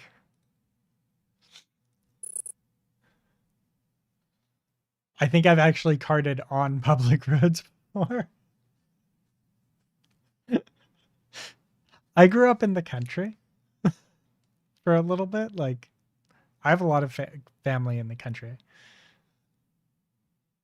So, you know, it's a bit different. It's not like downtown Tokyo city streets or anything like that, but like I've been on not street legal vehicles in the street before. Very long time ago. Actually, I don't know, like many a year ago. We'll go with that. Many a year ago. Not a year ago, but like a couple of years ago at the minimum. Actually, maybe even more than that. I don't remember the last time I did it.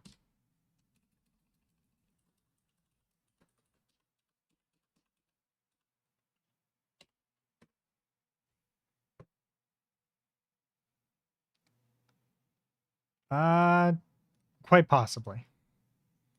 We'll go with a definitely hard maybe. I don't actually know what the statute of limitations on that is, and frankly, not gonna lie, I don't really care.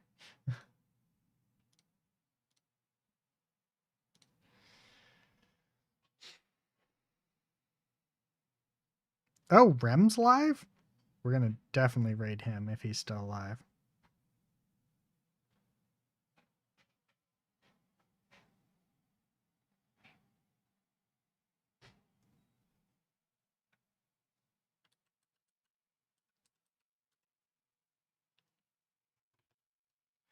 Do do do, boop boop boop boo doo.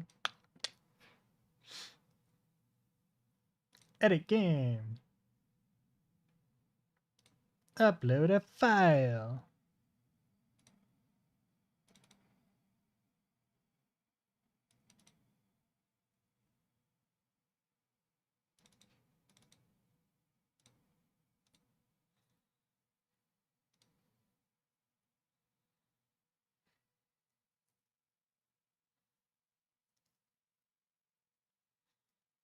Boop boo doo doo doo.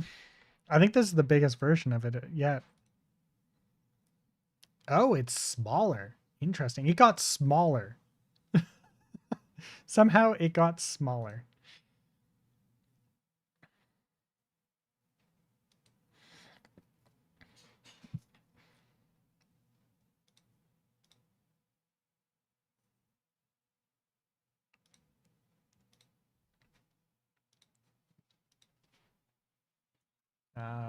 City, start of the city. Updates to the ragdoll physics to prevent the truck from flying all over the place. They now despawn. Despawn. Updates.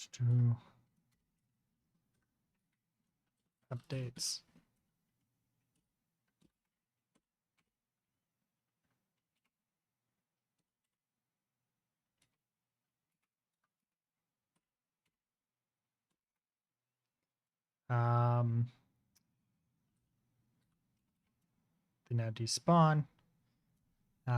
Started adding the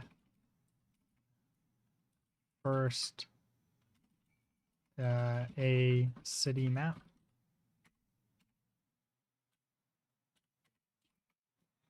Updates to the handling of the truck.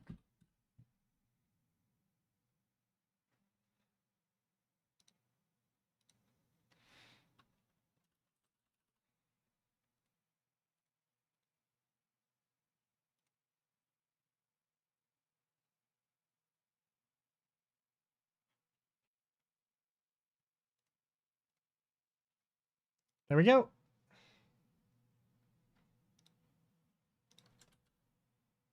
There